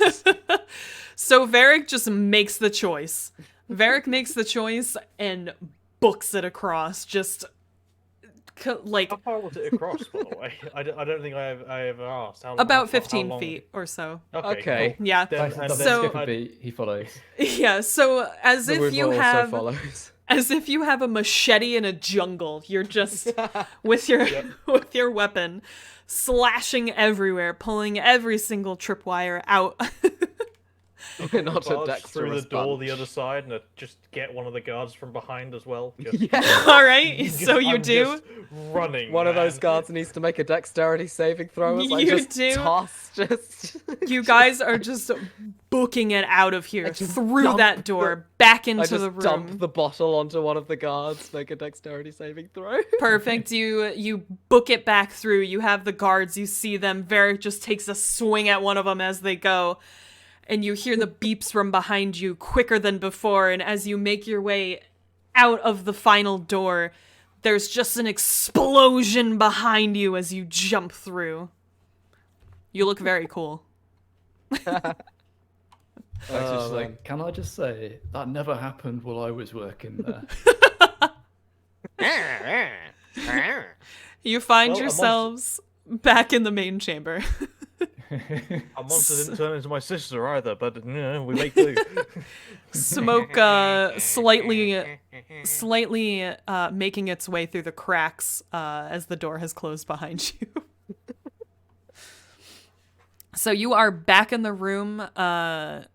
Zawood, where you do have the orb still, since you grabbed it with your mage hand. Oh yeah, I give it to Baxter. Okay. Thanks. So, Baxter, you see that your reflection is now in the mirror as well, so all of you can see your reflections. And the orb in the mirror is placed on a very ornate base on the table at the center of the room. And as you look in the center of the room, you see that an ornate base has appeared. Still pumping with adrenaline. Baxter first pretends he's going to drop kick the orb, but doesn't actually. But he then goes and places it on the table in the place where the mirror reflection is. Perfect. As with the rest of the items. All right. So as you place the last item, the rune, which was blue when you re-entered the room, has now turned the same reddish purple as the other three. And the mirror shimmers.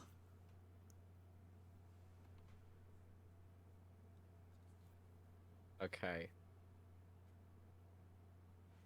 What does it Zawoodwa- mean? Can I put my Zawoodwa hands- indicates. Oh no. Zawoodwa indicates with minor illusion. He makes a minor illusion above the door, and you see a glowing red light. And then it moves across, and it's a glowing yellow light. Okay. And then it's a glowing green light, and Zawoodwa just takes off at full pelt towards the mirror. Okay. And unlike the previous, 3 times that you ran into the mirror, Mm-hmm. Zawoodwa runs through the mirror. And he is no longer in the room with you. Where'd he go? I'm gonna Esco follow. Okay. So do you all follow? Baxter's just just Lulu? watching for now. Baxter's just watching. He's Just watching, like, okay. in equal parts fascination and bewilderment. All right. So Lulu, you make your way up to the mirror and you step through. Is Varric doing the same? Yep. Okay. Varric, you do the same. You step through. Baxter walks up to the mirror. He's kind of like confused. He like puts his hand on it. Does his hand like go through? No, his hand goes through. Yeah. Okay. He sort of steps through slowly. Okay. and then eventually he climbs all the way through. Okay. All right. So you guys, you step through and you find yourselves in an identical room, but mirrored. And the mirror shimmers behind you. And as each of you look at it, you see the last place you remember being before this nightmare adventure began.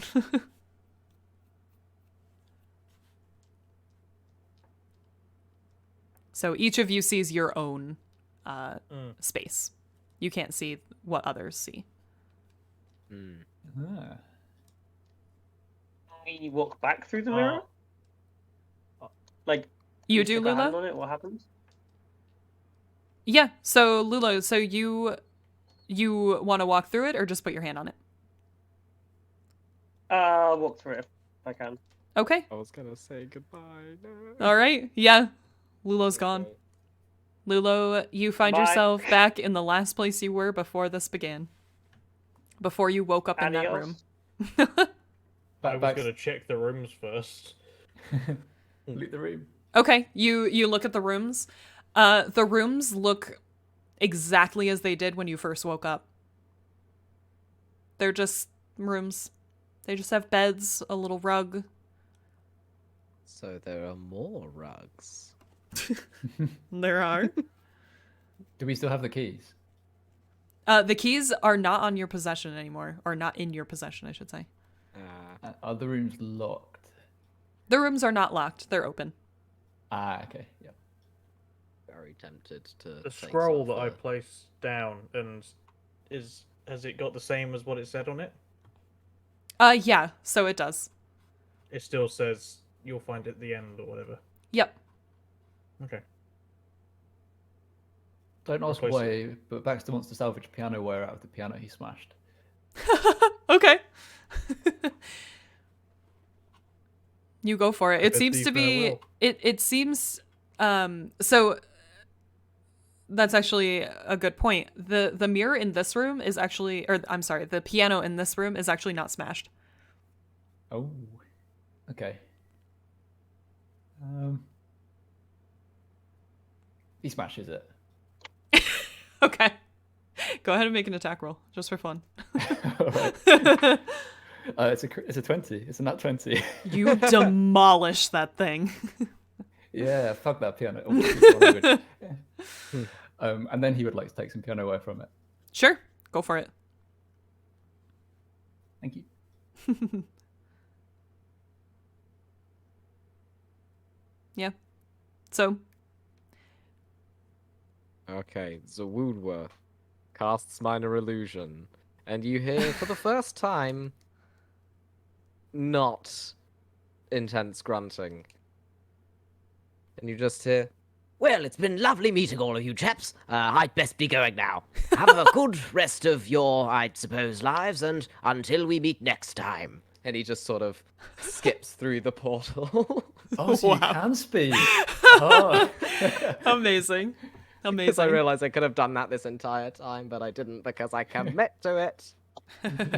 All right. So as you go through the mirrors of Woodward, you end up exactly where you remember being before waking up in Indeed. the room.